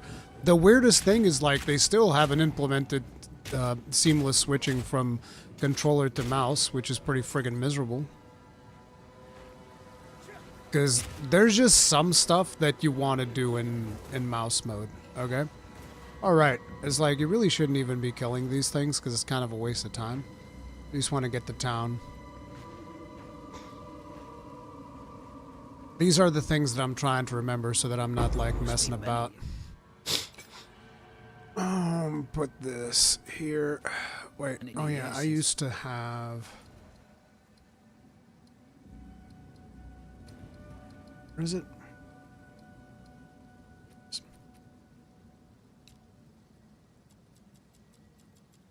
We put that there, but we put... Actually, we can put this here. Put here.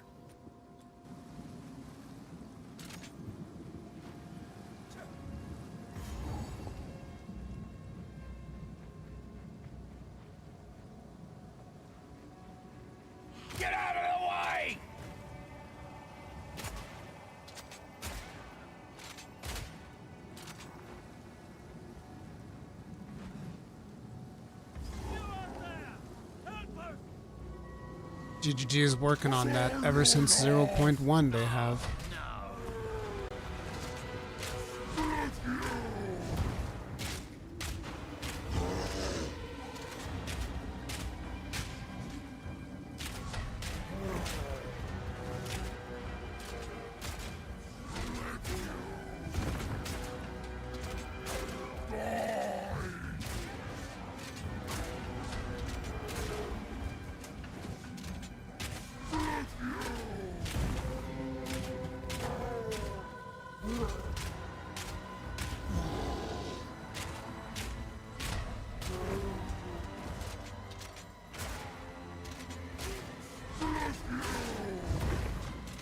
I think that crossbow might still be one of my favorite weapons in this game.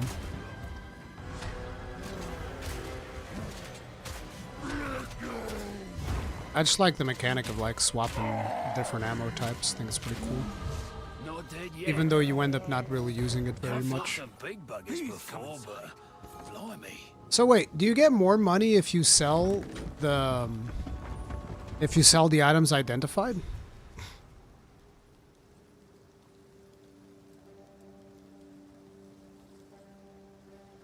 Well, doubt these folk will have much. Friendlies then. Well, I've no. I'm Smith. There's a beast. Now, if you could channel your Kindness will get you killed in times like these, old man.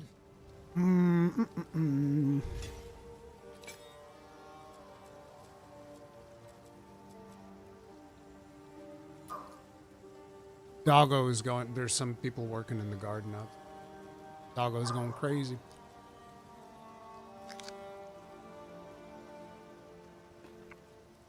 Not my garden, mind you.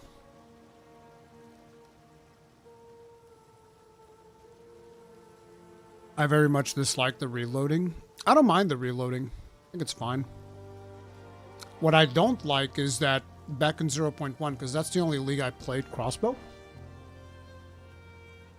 That was a glitch in the reload, and your character would go like and never reload. That was fucking miserable, dude.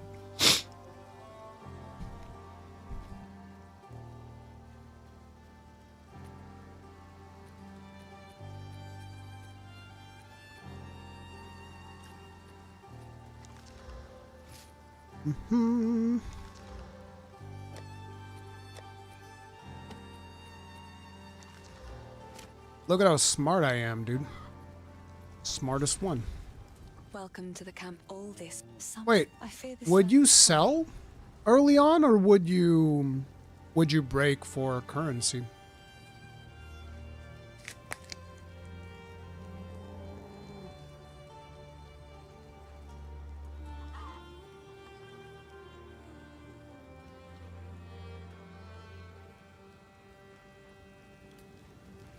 How can I help? Really sell? Why? Stick to the carrots. Why sell instead of break in for currency? I feel like the first time that you were playing through the game, I definitely broke more for currency than anything else. Sell to have gold to gamble. I hate gambling. Is that really the most efficient way? You just gamble? I also need to learn how this stuff works, like the because I've seen that now you can you have this filter basically for stuff in stores. I have to learn how that filter works.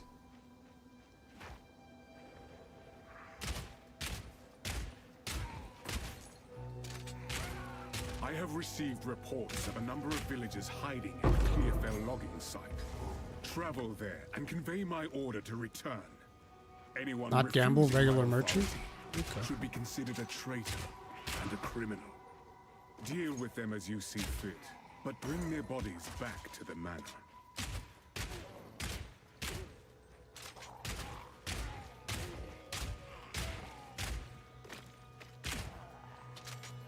I like killing things too much. I think it's very efficient to actually kill stuff. You should only be doing quests and whatnot. And I have a bad tendency to just like start whooping stuff for no reason.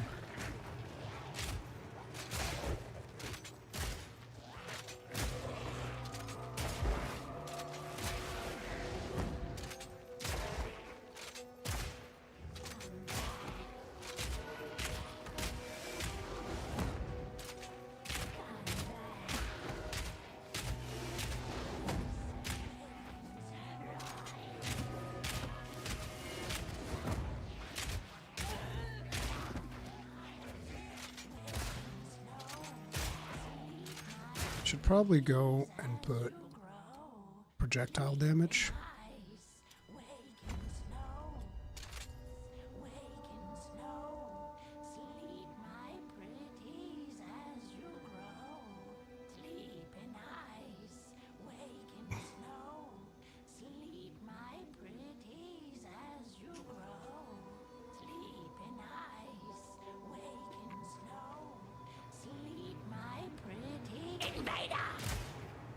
Eat this!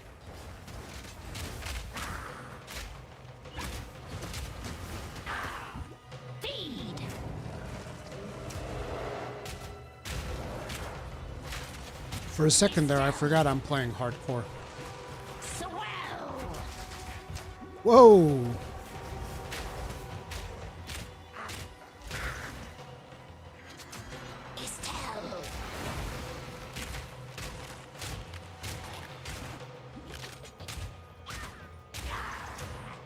Need a sec. Icy grenades still feel absolutely miserable early on. As like, I remember liking my grenade build, but it was only after I'd put significant time into it. And there were still a lot of situations where it just felt frustrating to play.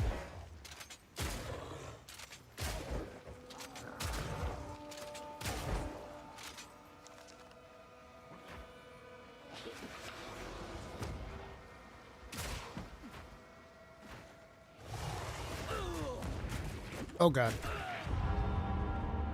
That was fast.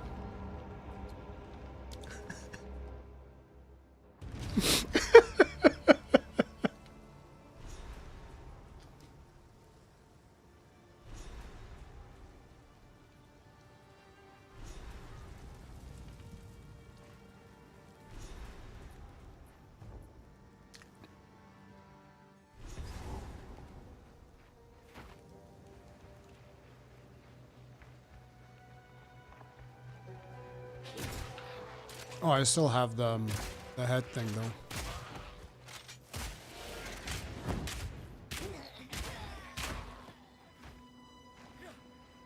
I was wondering if I should start the if I should start in hardcore. Probably not going to do that, because if we actually try hard for hardcore and then we just end up dying, then we don't have items and shit because all of our stash tab is left behind.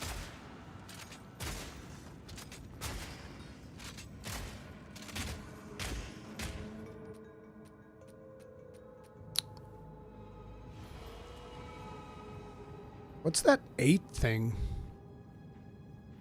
I don't know what that is.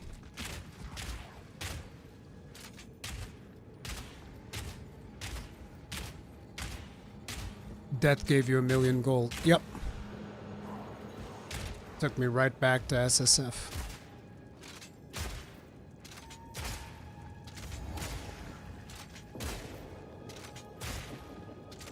No, wait.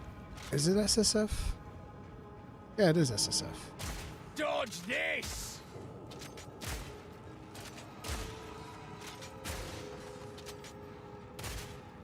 Oh, it's Atlas, okay.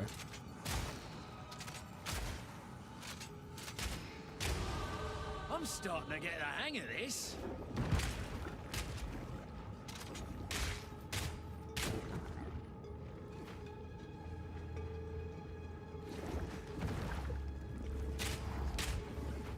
Are you excited for grenade launchers?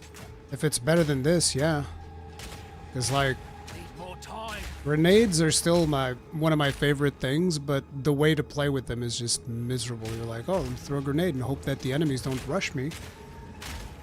I mean, yeah, you have, like, explosive shot later on, and you have other things that can kind of, like, detonate the grenades, but early on, grenades is just abject misery.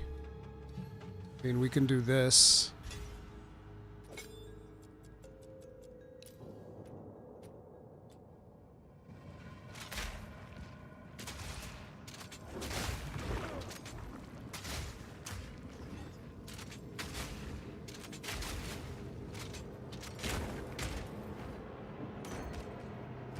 Hey, a makeshift crossbow with lightning damage. That's lovely, mate. Bloody lovely.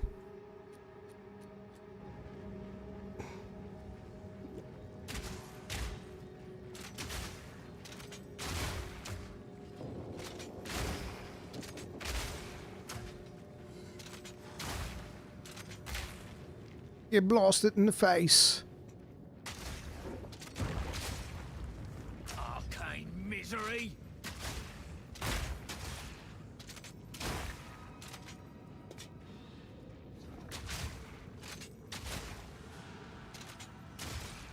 Fire in the hole!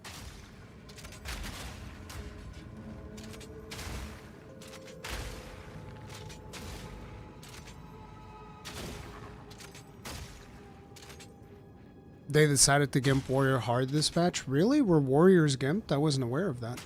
Didn't they buff armor or something? I thought they had.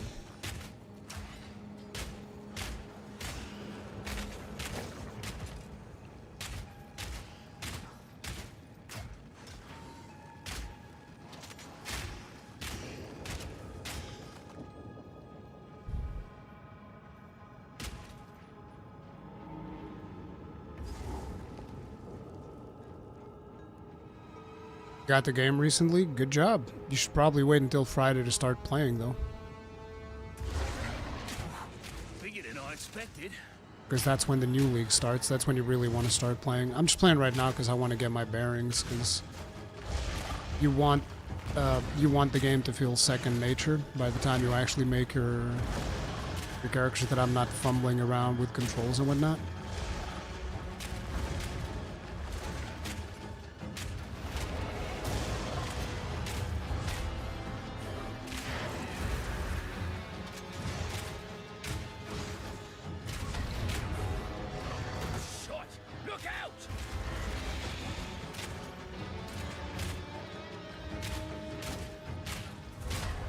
I should also look at the druid ascendancies because I like the model of the druid character a lot. See if I could play some type of... I don't think you can play totem druid because he doesn't have any good ascendancies for totems. What if we played druid like he was a warrior? I wonder if there's something interesting there.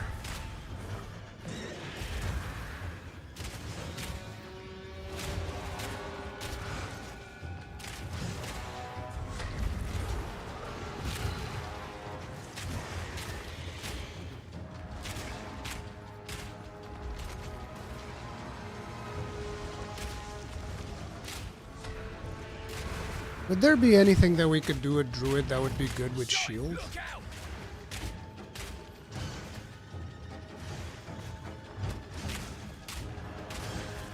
I forget I have grenades because I'm like reading chat and talking to you guys and I forget, oh yeah, we did have grenades already. I don't know, I'm just not feeling the beginning gameplay of launching grenades. It's just me. No, I like the explosives, but just not doing it for me.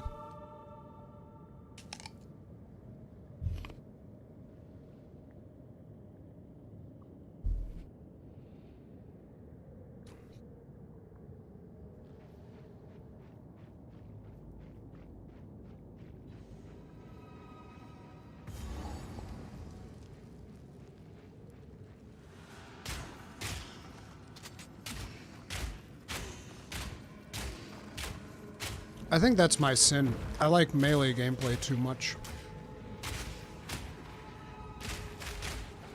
I like melee and I like shields, and I feel like shields are not in their best state yet. Am I wrong? Like, am I wrong about shields, guys? I'd love to be proven wrong.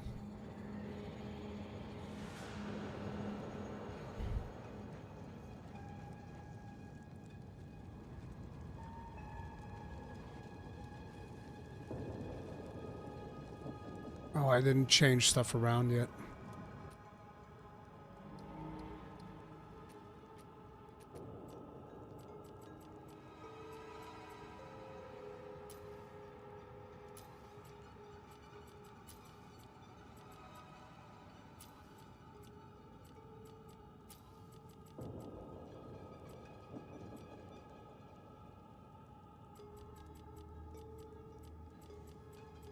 Which one's the targeting thing? Is it this?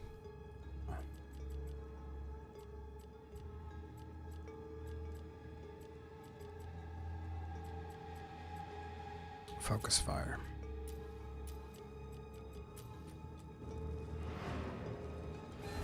No, I don't want to do bear slam.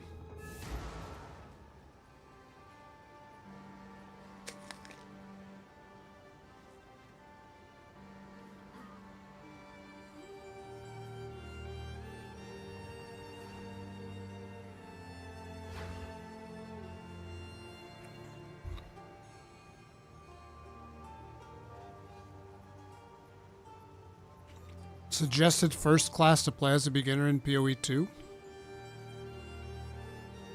Wouldn't it probably be the Witch?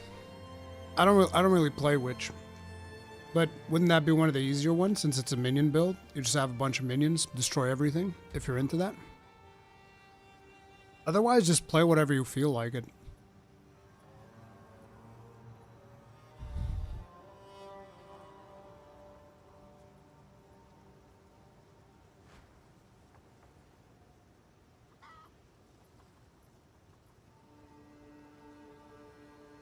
I thought I had Path of Building. Right. Did I uninstall Path of Building? I thought I had it somewhere.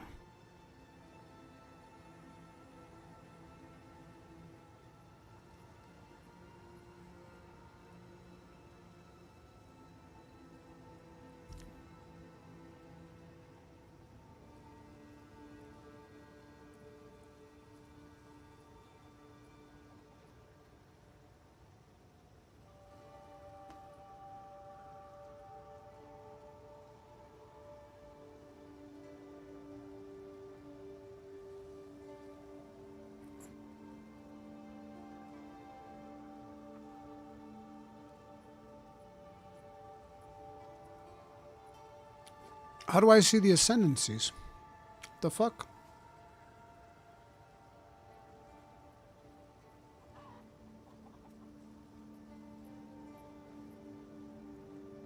I thought I'd be able to see the ascendancy points. Help me, what am I doing wrong?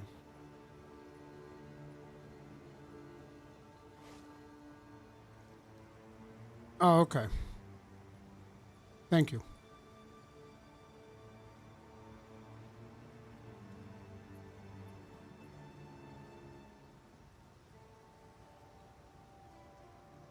Oh, wait. They do have totem things.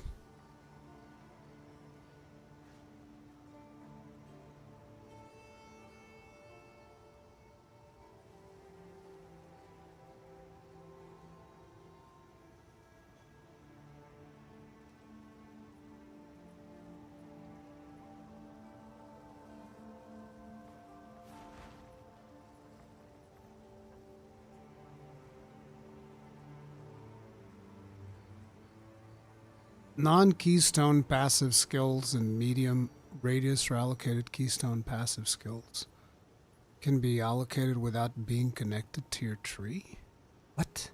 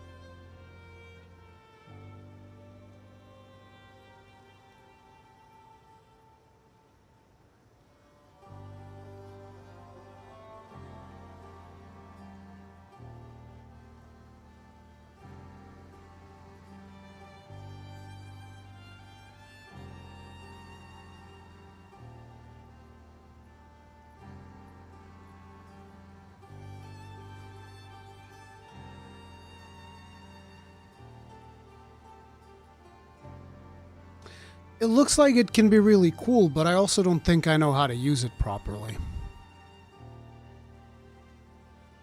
How about the other one?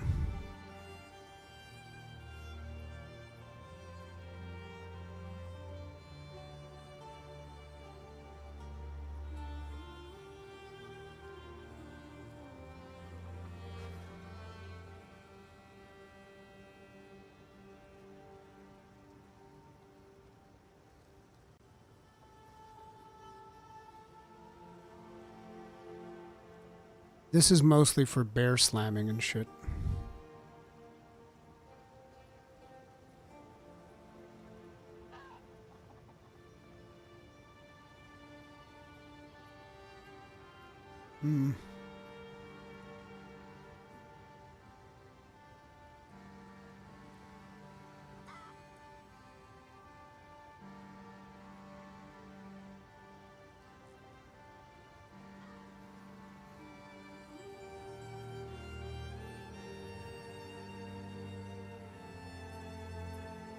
Where does he start in the tree even?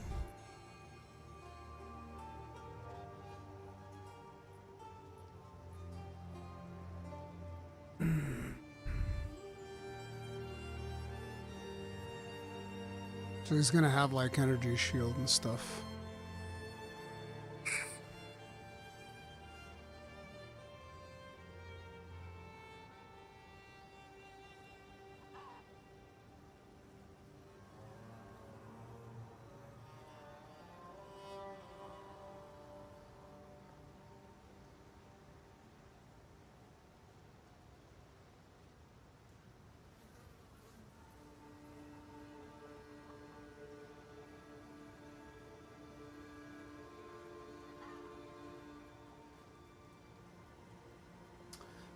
Never really done strength hint.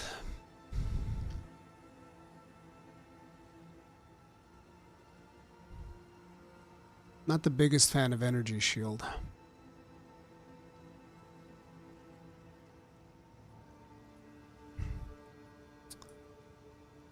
Where's search?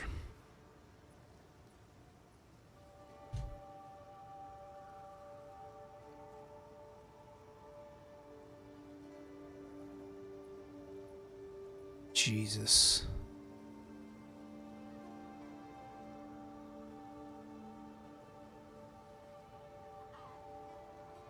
I'm not liking it. This isn't even totem damage. Placement speed.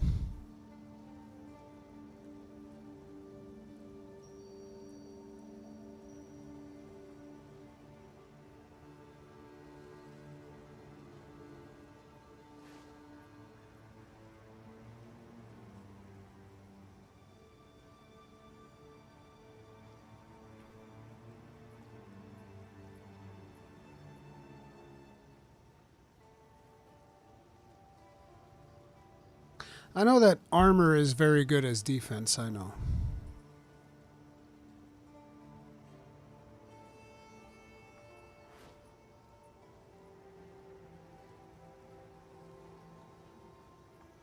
I mean, I know. I've heard that armor is supposed to be good, but... I mean, armor ES is supposed to be good because ES is very good, so yes.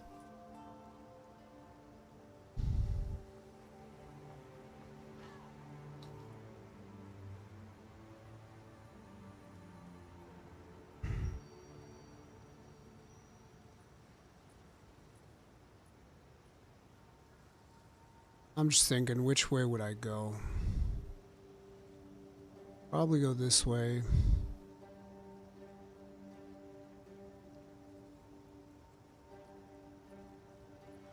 Get that.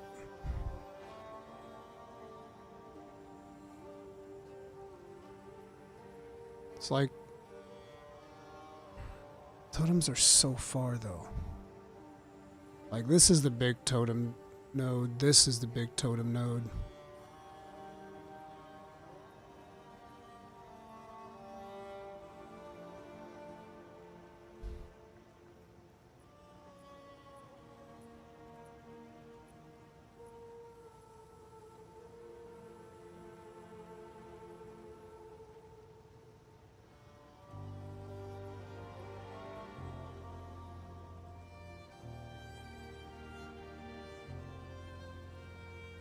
I think we might be going Titan instead. What are we looking at with Titan?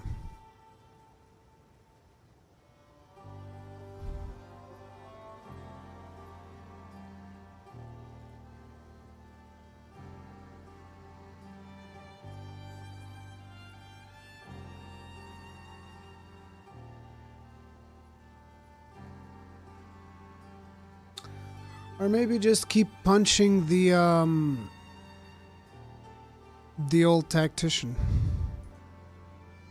totems, like I was planning. What was the totems thing? No, wait, this is Gemling.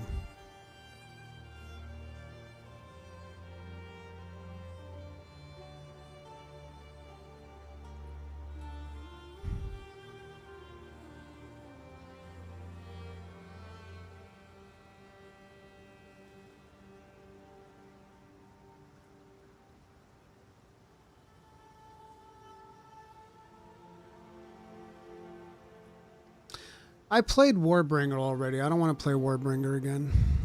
I liked it. It was probably my favorite class. That's why I was so stuck on totems.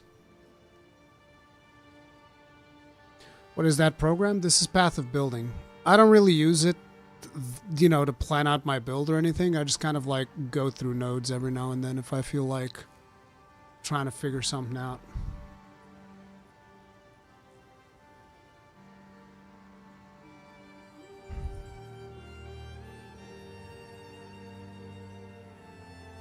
Thing is, would I go projectile damage? See, we're a little bit closer to totems this way. I mean, actually, it's about the, no, it's not the same. The other one's like a full tree away. It's a little bit further away.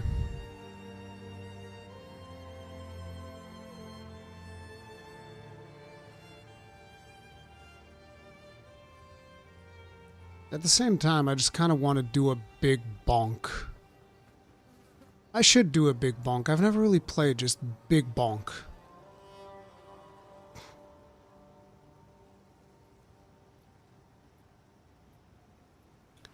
No, I'm not using the tree for 0.5. I was just looking up stuff. Let's see.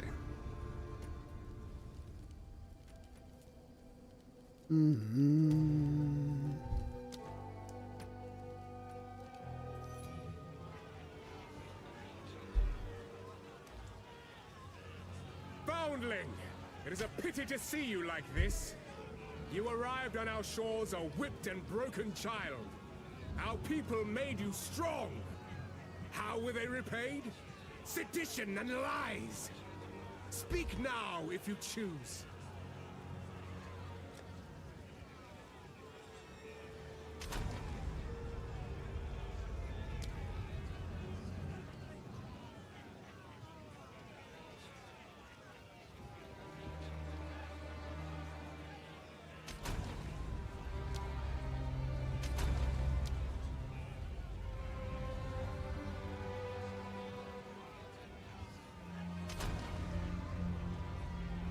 The fuck?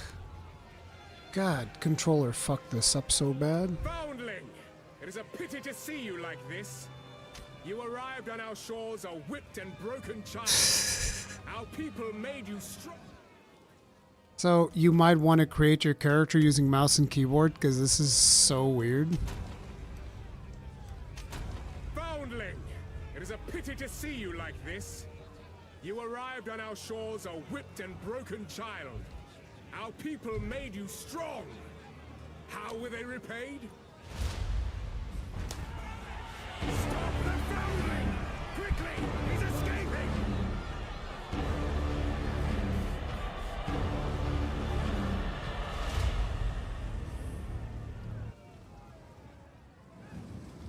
Titan Bear? No, we're not doing that.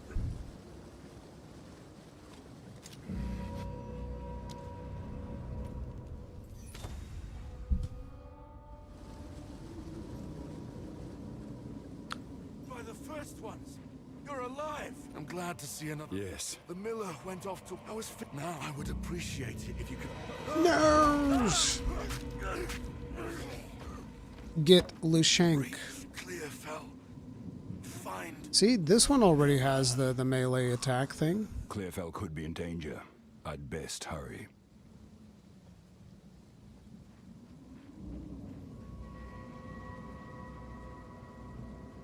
Hey, Deeks, what's up?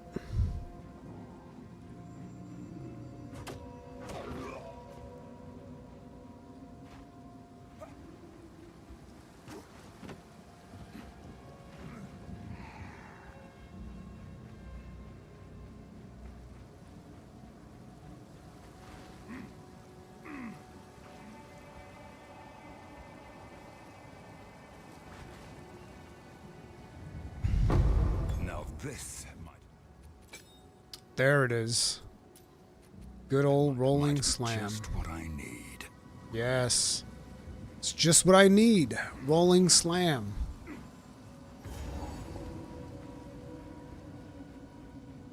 How about jump attack? Is that good?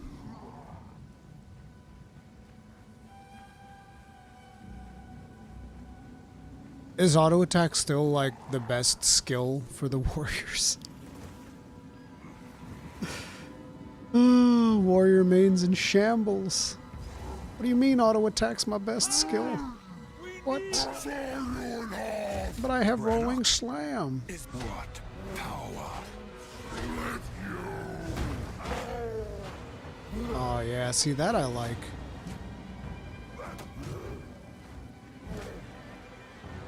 The problem is that the shield bar... Where is the shield bar nowadays?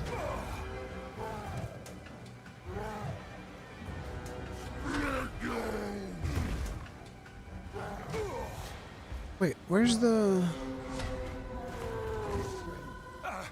Stay back! Don't do this!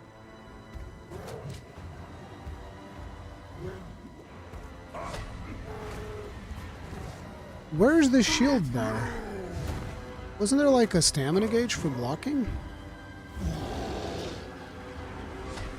Face me!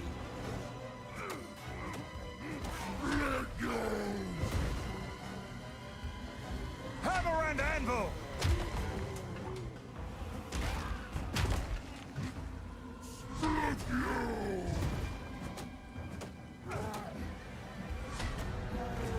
Shield bars above your skills. Wait.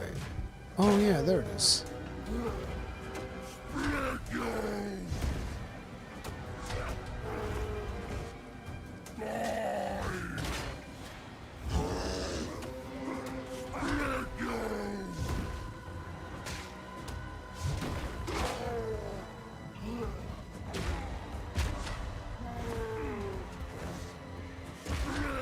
Leap slam. You actually have to focus to play with a mace. That's probably why I like it so much.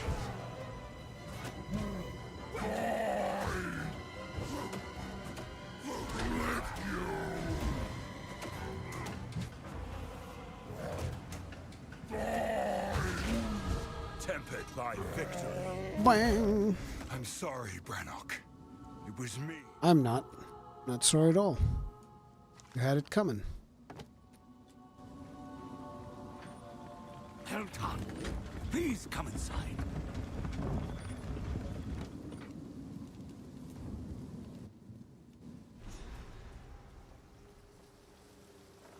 Leap slam is great. Dude, leap slam used to be miserable. That much I'll tell you. There's a beat. Now, if you could chant. The Count must die for what he has done to us. Let's see. Of course, we gotta do bone shatter. That's just the way it goes. Always mandatory.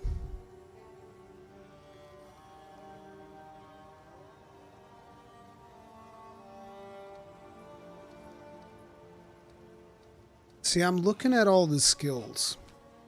This is the important part, which is whenever I look at the skills, I'm always like, oh, I remember. I like this one. So it's kind of like, I look at all the warrior skills, and I think to myself, I like this one. Don't like this one. Nah. Really like this one, but it's fucking worthless. This one's real good. We did a whole build around this one in one of the leagues. I forget which one. Don't like any of these. And this is the thing, right? When I think about it, I'm like, I have to be doing something wrong. Because I feel like these should be fucking badass. All of these. And every time I've used them, I'm like, this is miserable. I hate my life. I cannot stand these skills. Then we look at these ones. I like this one. You can't make a whole build around this one. So, okay.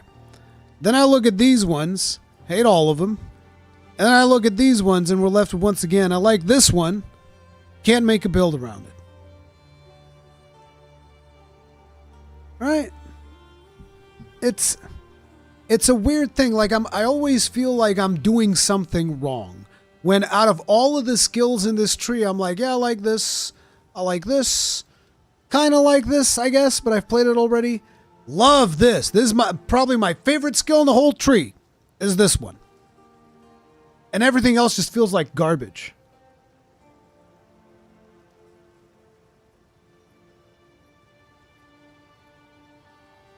Stampede can have a whole endgame build around it. Same with Leap Slam. Bro, but Leaps, it's so slow. Did they change it? Is it faster now? Because I remember this thing is like you are about half an hour in the same spot going like, boom.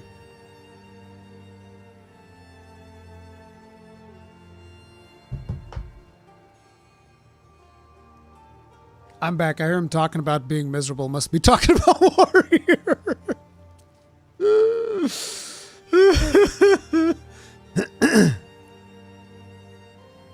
It's funny.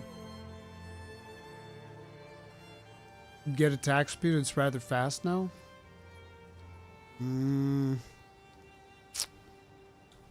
let's give it the old college try.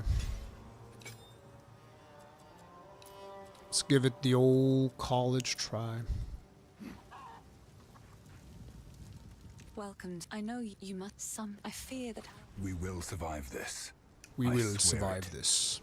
How can I help? There's a beast. Now, if you could channel. There's a beast. Now, if you could channel. Why can I? Oh, Anything yeah. take your fancy?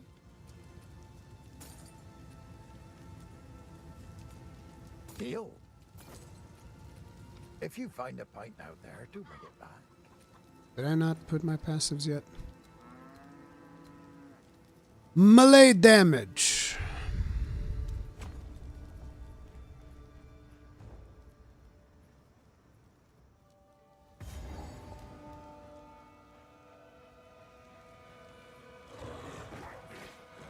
Tower.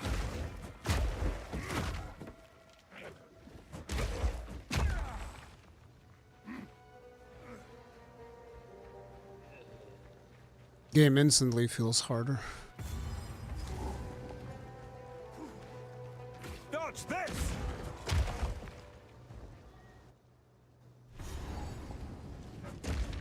This lair. How deep does it go?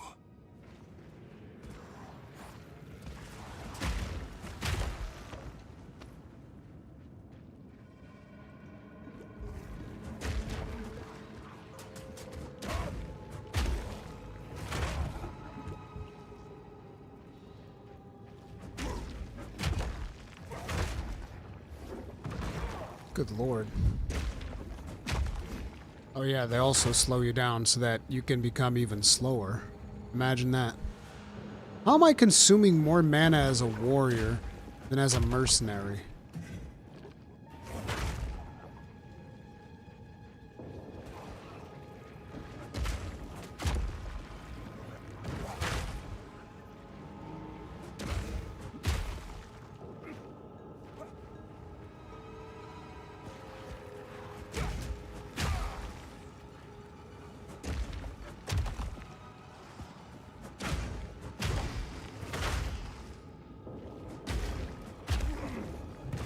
I haven't made up my mind yet, Gunner Melon.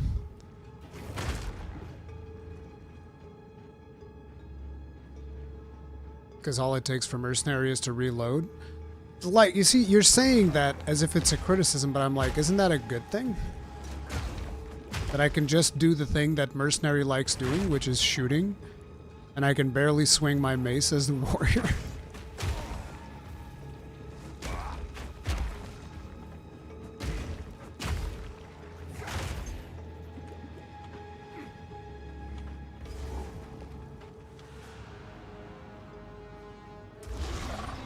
Still more inclined for Mercenary at this point. As much as I'd like to do Bonk Titan, I don't know. Like, look at this melee attacks right here. But then again, this is still before 0.5, so I don't know if they've done any improvements to this aspect of Warrior or not. Oh god! There it is! Yes, attack speed affects the leap slam animation. My two hardcore characters didn't last very long. You try the permafrost build of Merc? No, I don't really follow build guides. I like figuring stuff out.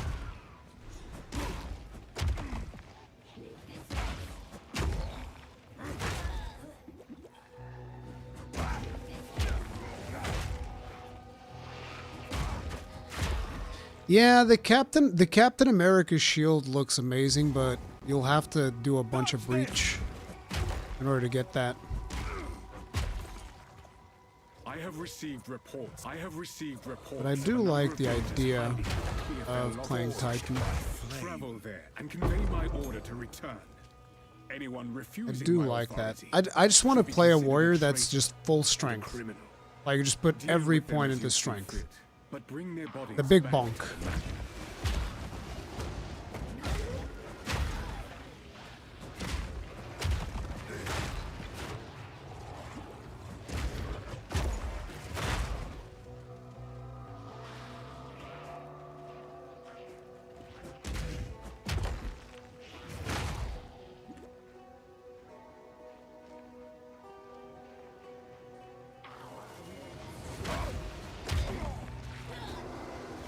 Fear will best you.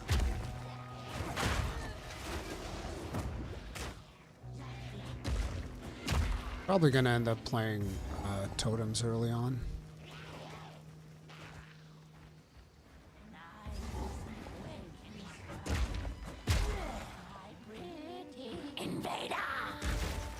Invader. Be still. My pet's hunger.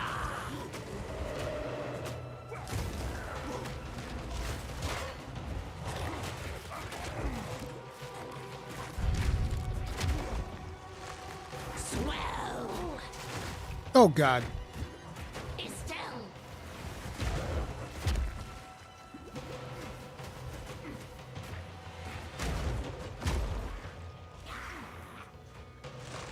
Swell. Feed.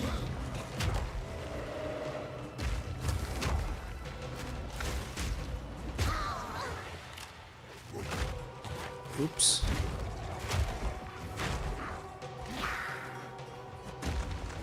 Die, wench. Nothing good.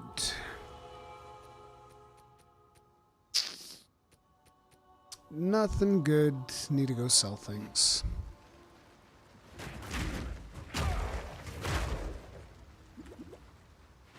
Could just buy some items. Although we're not gonna have access to those this early in the league.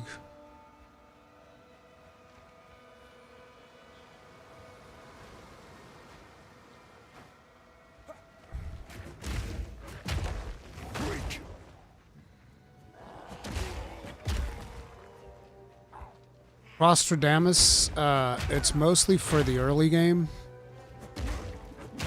Later in the game, when your build starts coming online, blocking, parrying, dodging become kind of like meh.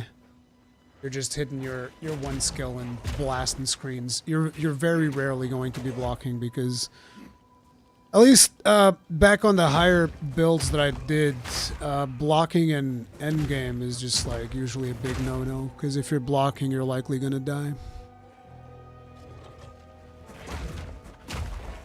Unless you're running some type of a minion build or something where you can afford to have your minions just shred through the enemies and then you can block things.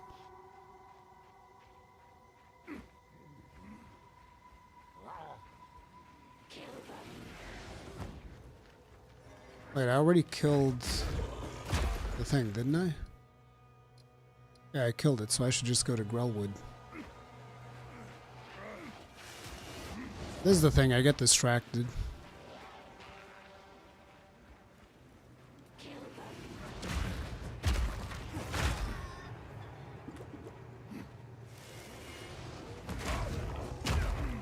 Yeah, parry in particular, you're gonna get your ass killed. If you're playing like buckler parry. But I do agree, it feels great early on when actually blocking and shield bash, you can actually block and shield bash things around. Feels really good. Like doing this, for instance, right? You come up here, bam. Bam. This is so good. I can't believe that they don't let you do this in late game. Because, like, this is one of my favorite things to do in the whole game. Just like, block, bam. Bam. Like, it just feels good to do. So it's one of my big frustrations with this game is that this type of playstyle, you can do it early on, but then you're done. It's been many years. Does the witch still live here?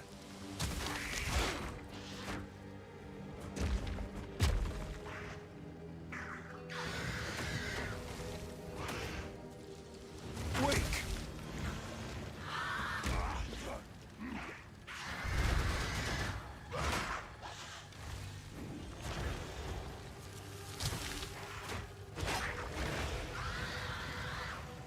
Like, I want a playstyle that's all this. Bash, bash, bash, bash. That'd be the dream build right there.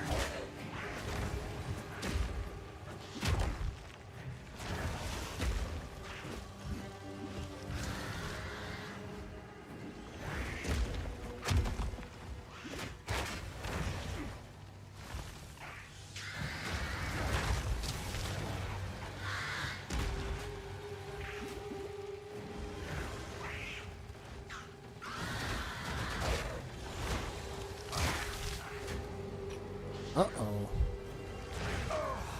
Oh, shit. Yeah, we're dead. Rip Bozo. Block is fine late game. Just need to make an actual shield build. Yeah, the thing is, the way that you're saying block is not the same way that I'm saying block, right? You're talking about passive block, right? You're not talking about active blocking. Or am I mistaken? I'm genuinely asking.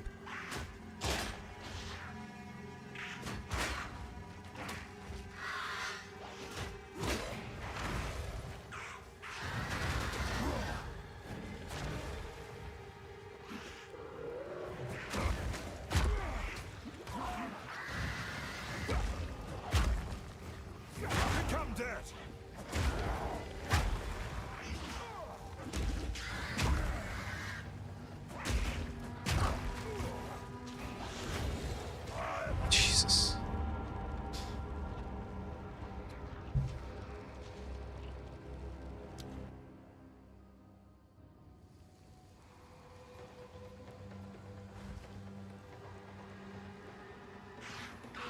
Can't even kill the witch. So pathetic.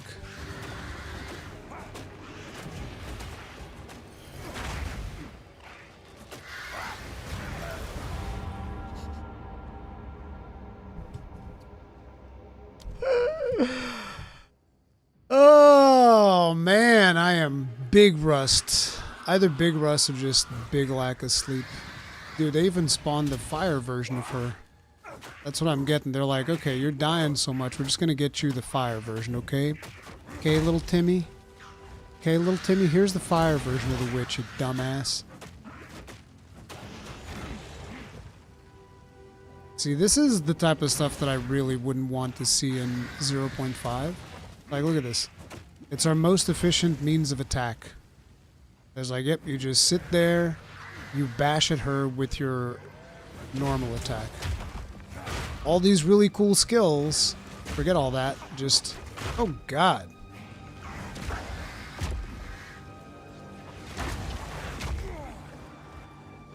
No chance.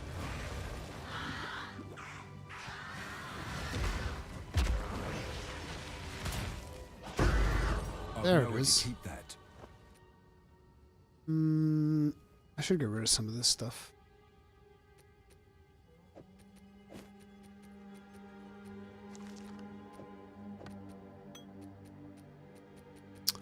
Decisions. I'm still thinking about which league starter I want to do.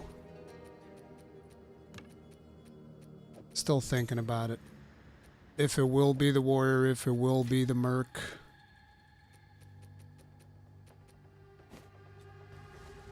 I've no more room. Why am I? 'Cause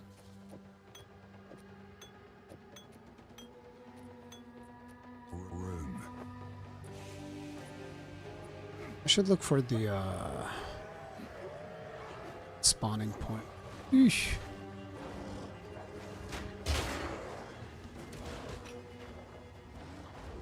Become dirt!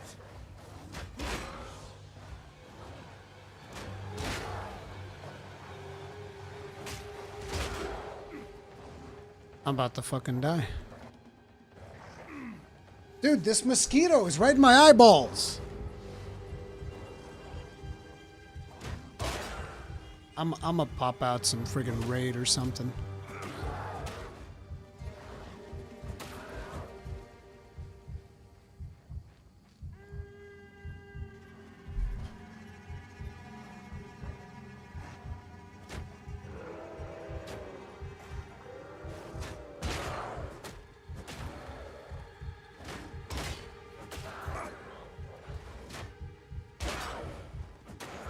Fighting the wolves in the game and this mosquito in real life.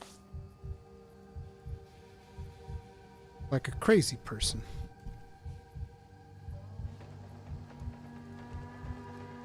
Oh, we have 2 points.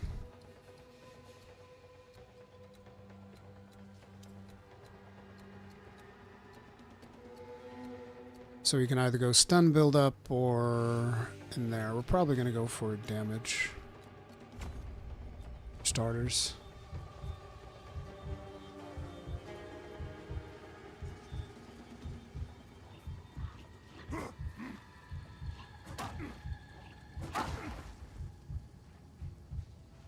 It's so dumb.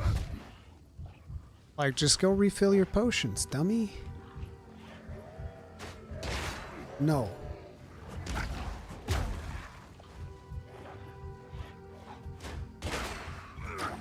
See, I love this back and forth. I've nowhere to keep that. I've no way to keep that. Also, I need to configure my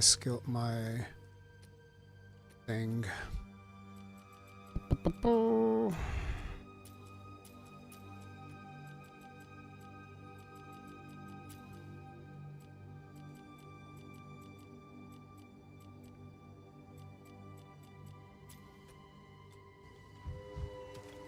I've nowhere to keep that.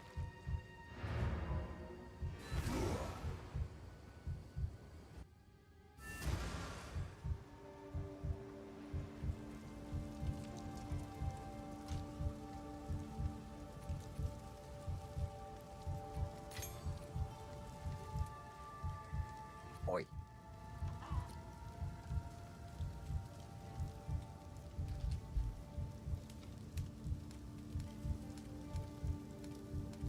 Wasn't there something to hide the things that you don't want?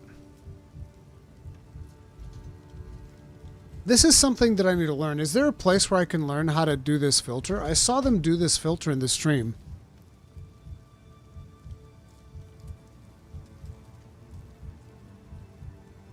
Multiple keywords, separating them with a space, combine space separated text with a single keyword and closing it within quotation mark.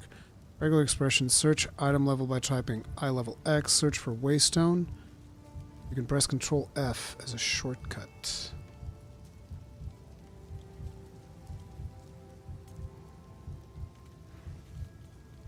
Because I could swear that I saw them. Oh wait, that might be something that they're changing so that it only works in the next patch.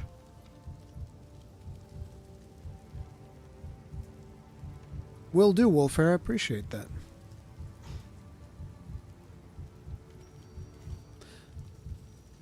Filters a regular expression. No, but they did something on stream. They showed it. I forget exactly at which point they did it, but they showed something on stream where he just went like, he had a string that he just copy pasted on there, and you could instantly just, it would just list out the items that you would want to see, which was really cool.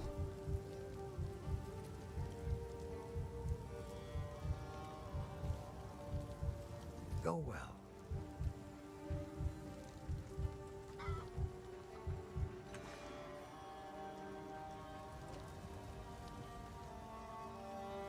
How can I help? PoE regex websites. Let me see.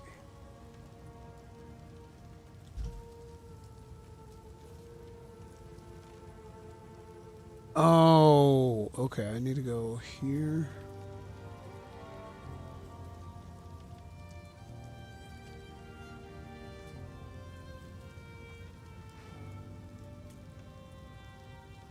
Dude, so I could do this.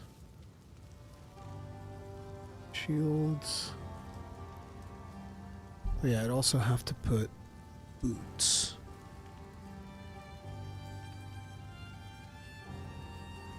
Oh, but this is not going to...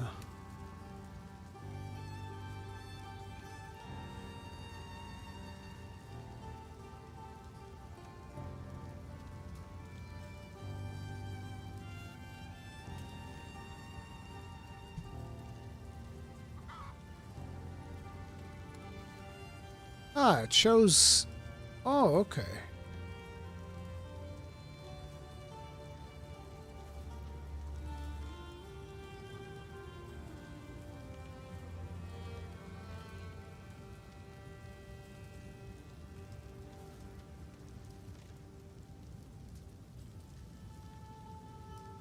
So wait, I would want... So these are or statements. Shields, where's maces?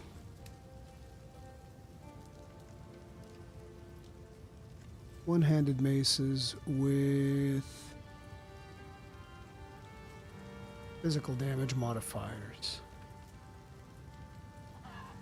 And then shields, and then anything that has movement speed.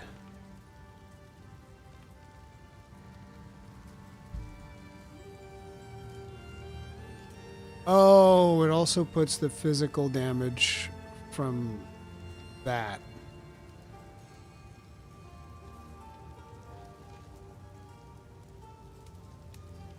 Wonder how I could turn this from an or statement into an and statement. But this is interesting. The reject stuff, this is very interesting.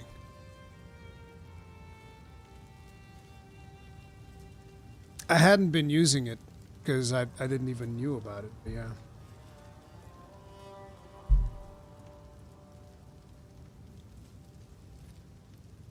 Go well.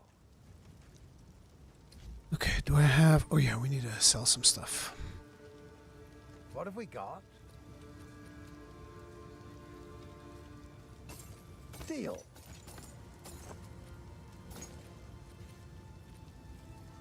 If you find it.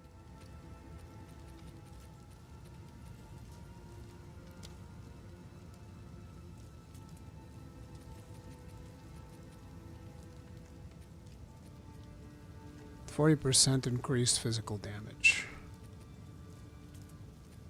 Yep. You have a keen eye. Go I need to get used to using a two-hander if I'm going to play this.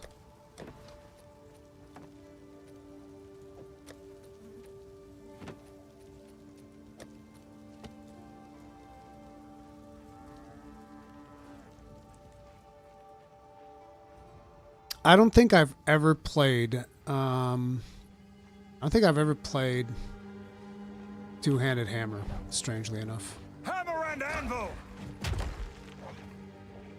Fear will best you! I can still pull up the... Oh, if I do that, it's going to swap to this.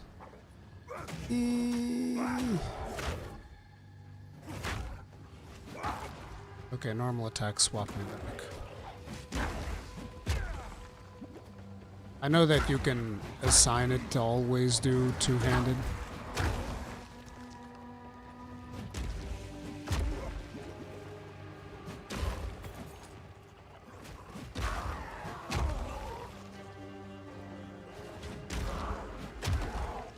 Hammer go bonk.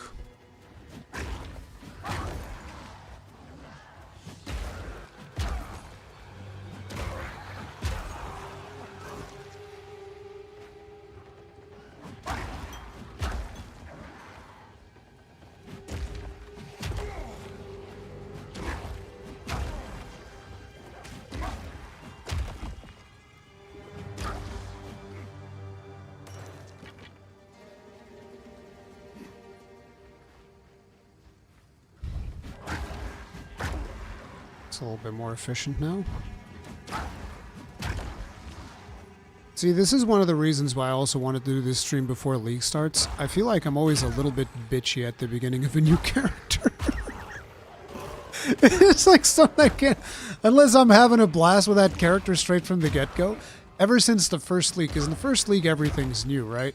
So you're still figuring everything out, and it's whatever. You're trying to like, oh, I'm gonna see how this works, yada, yada, yada. But then in the other leagues, you're like, I just want to get back to the point where I was at. And so in the beginning, at least for me, I tend to be a bit bitchy. So I'm getting that out of the way now. So that on Friday or whenever, or Monday, most likely Monday is when we're going to start the league proper. Then I'll already have all that shit out of my system. Because I always do feel like I'm very bitchy at the very beginning. Ever since the first one, though. Because I know that I love the game. It's just weird.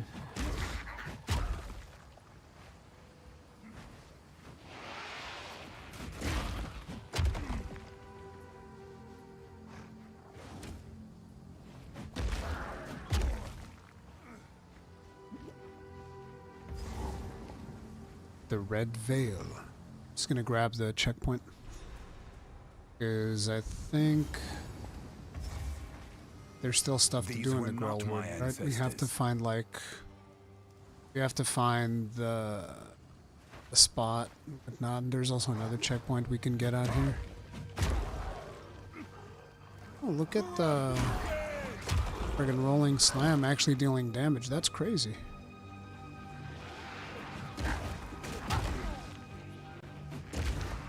Oh, bam! Stepped away from it. How many times he died? You shut your mouth. You shut your mouth, sir. I remember this place. Do we? Do we really? There is friendly woman.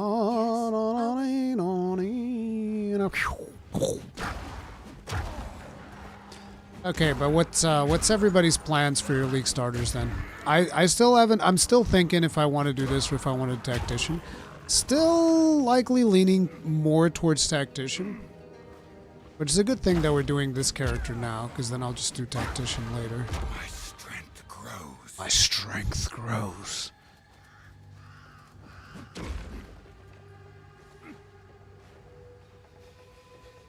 Linux, the problem is that I think we're not doing enough stun for Bone Shatter at this point still.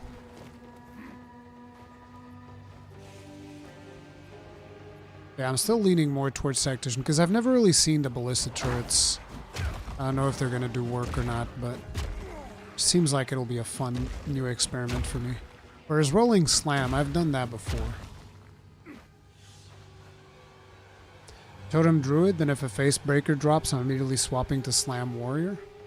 You guys really excited about face breaker?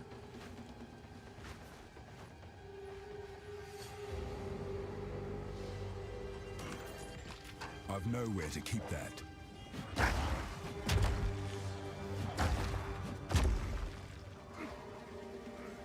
Dodge this!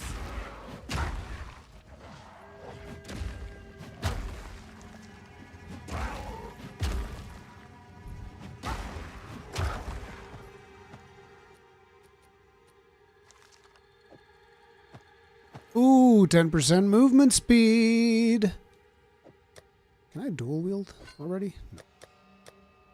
Ah, the big meaty two-handed weapon like that.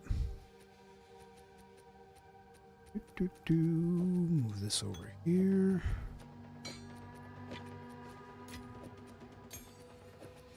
See why I really want them to implement friggin' keyboard and mouse seamlessly with controller? There'll be no passage here.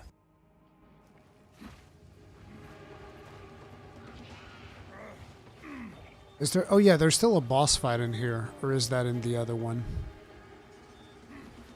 I forget if the boss fight is in here or if it's in the other one, but I think there's a boss fight here.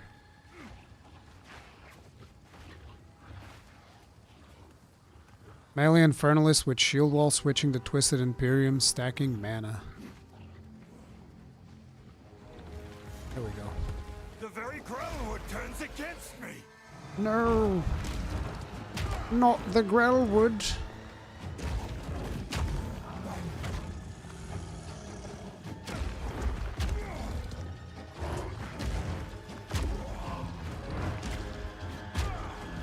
Bro.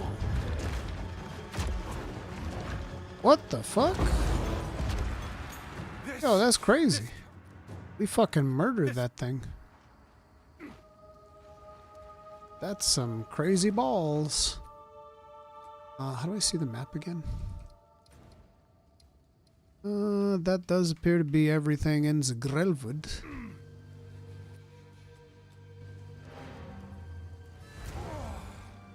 There's another No Man's Sky content update. Yeah.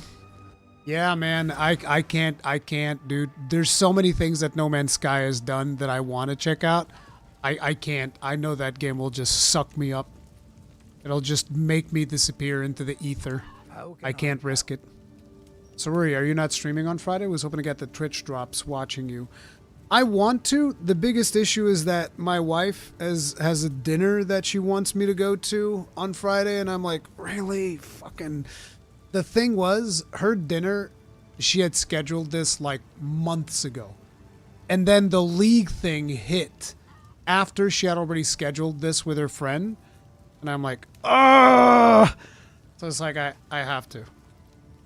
I need to go have dinner with my wife's friends and whatnot. And the league starts exactly at dinner time. And the thing is, the 2 days after that, I'm going to need to be well rested because Kill Team tournament. So most likely we're going to be doing it on Monday. That's the plan for now.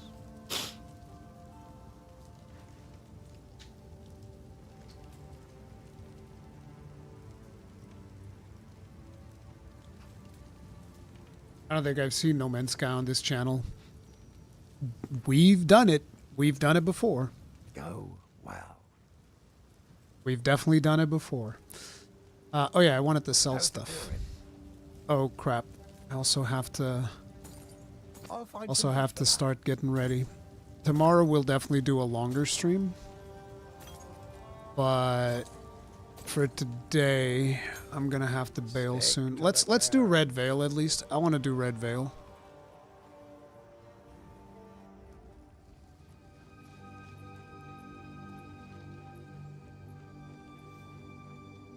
Only saw Monster Hunter and IS. What's IS? IS. What is IS? So, new video nerd, if you've never seen No Man's Sky, I wonder, did you see my Elite Dangerous arc? Bro, we were going deep in Elite Dangerous for a while. That game is awesome. I miss that game. That game got a little bit worse though because of the... Unfortunately, they've messed up. At least from what I like to do in the game, I feel like they've messed up on some stuff. But I really enjoyed the piloting is still like second to none. Like maybe what's its name? Maybe Star Citizen's flight model might be better because I never played Star Citizen. But out of all of the space flight games I've played, Elite Dangerous is the best one by far, and it's not even close. They still defend their land, even after all this time.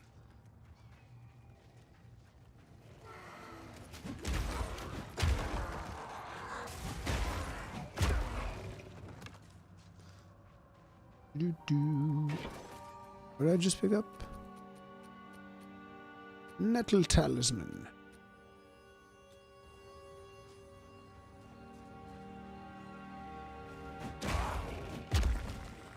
Thanks for that, Victor.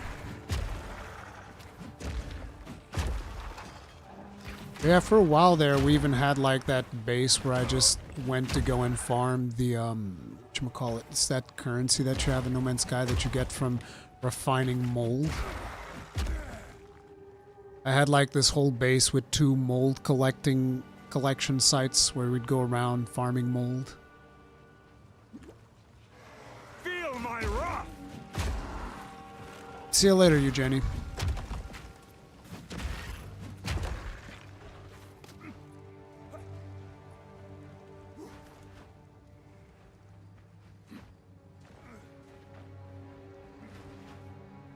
Let me see. Gotta go this way.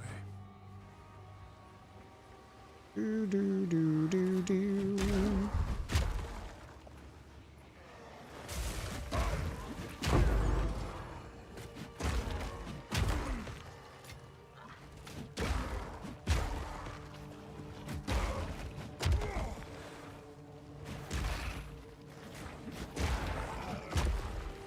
Hammer and anvil.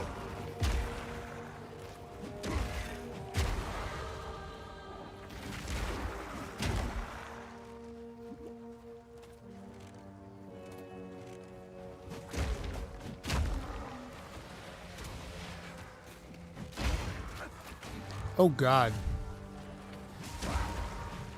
No! My armor! Stop it! Jesus. Yeah, wee miserable cunt. Stop chipping away at me armor. We got him good. We got him good, boys.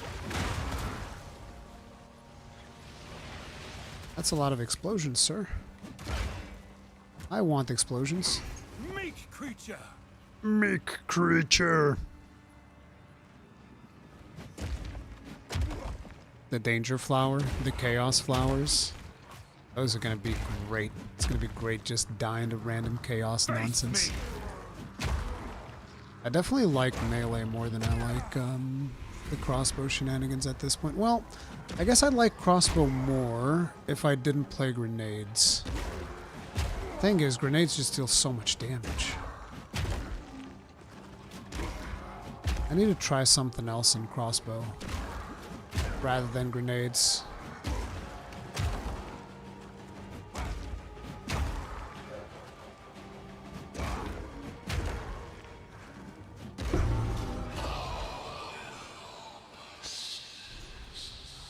What? Who is that? Your mother. Yeah, yeah, yeah. 45, 60.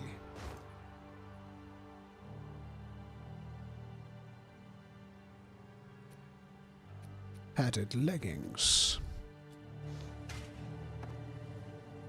Hammer and anvil.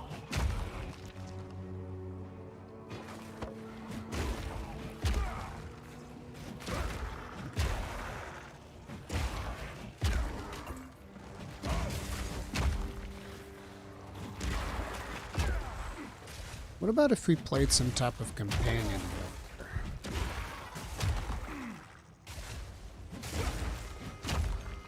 Some type of a summoning warrior. Just to get through the early levels, you know? You need to put points into intelligence in order to be able to do that. Probably not the best starting location in the tree, I would imagine.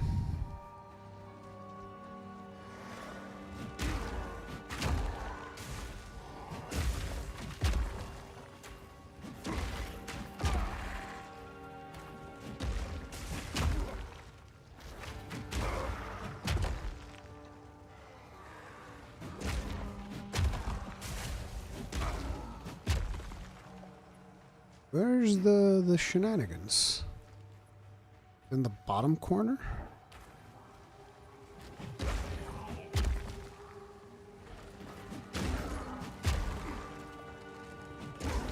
Ranged enemies in the late game must be frustrating.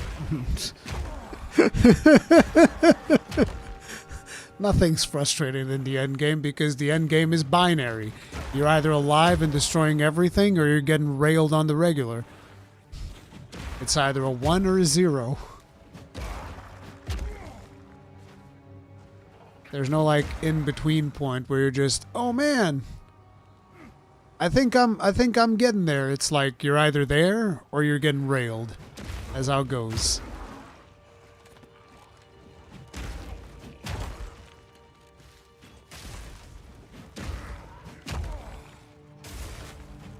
Ezomite of the Ice.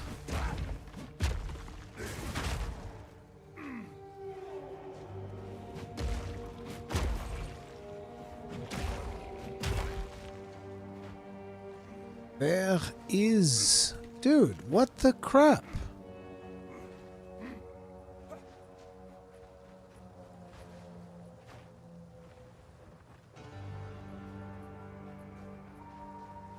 I can't find the last fucking totem.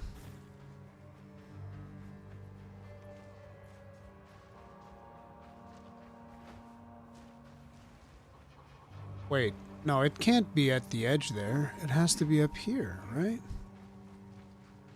It has to be.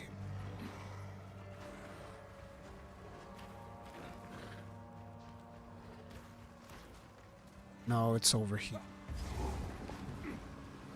Losing my goddamn mind. The last one.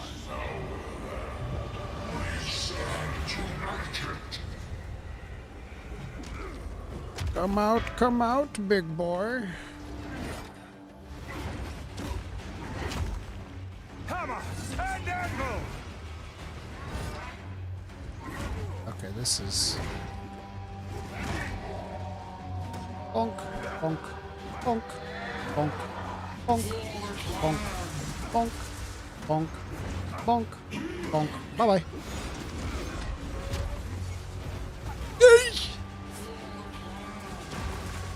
That poison chaos damage, though. Should have cleared the area around the boss. That would have been smart. I am not smart.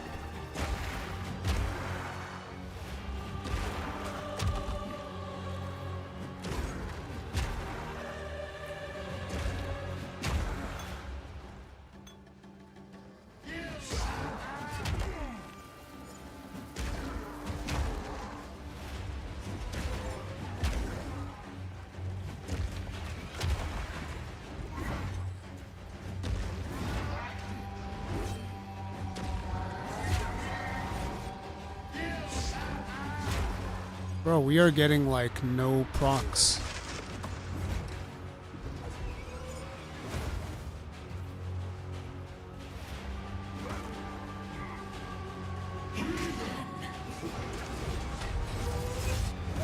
No! Bro, that is evil.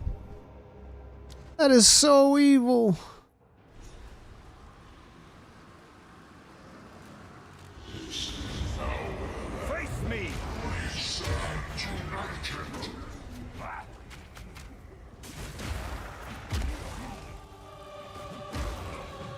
God, the soundtrack's always so good, though.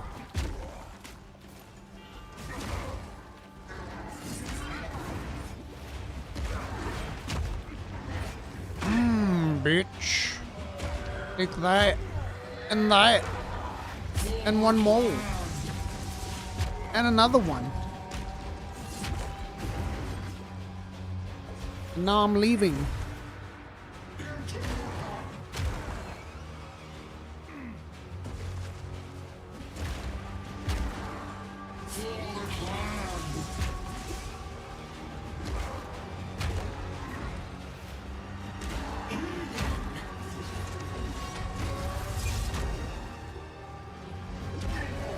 No, I missed my shatter. That's what you get. My satchel is full. My satchel. Satchel. Give me the rusted queer ass. That and superior quilted vest. There you go. Yoink. But anyways, like I mentioned, that is going to be it for now. If you guys enjoyed the stream, do be ready because on Monday, we're going to be streaming this a whole bunch. Hopefully you guys are excited for the upcoming league. Make sure to subscribe, bell notification icon, all of that jazz. Hit the like button, helps us out. And I'll see you guys in the next one. Stay strong, stay safe.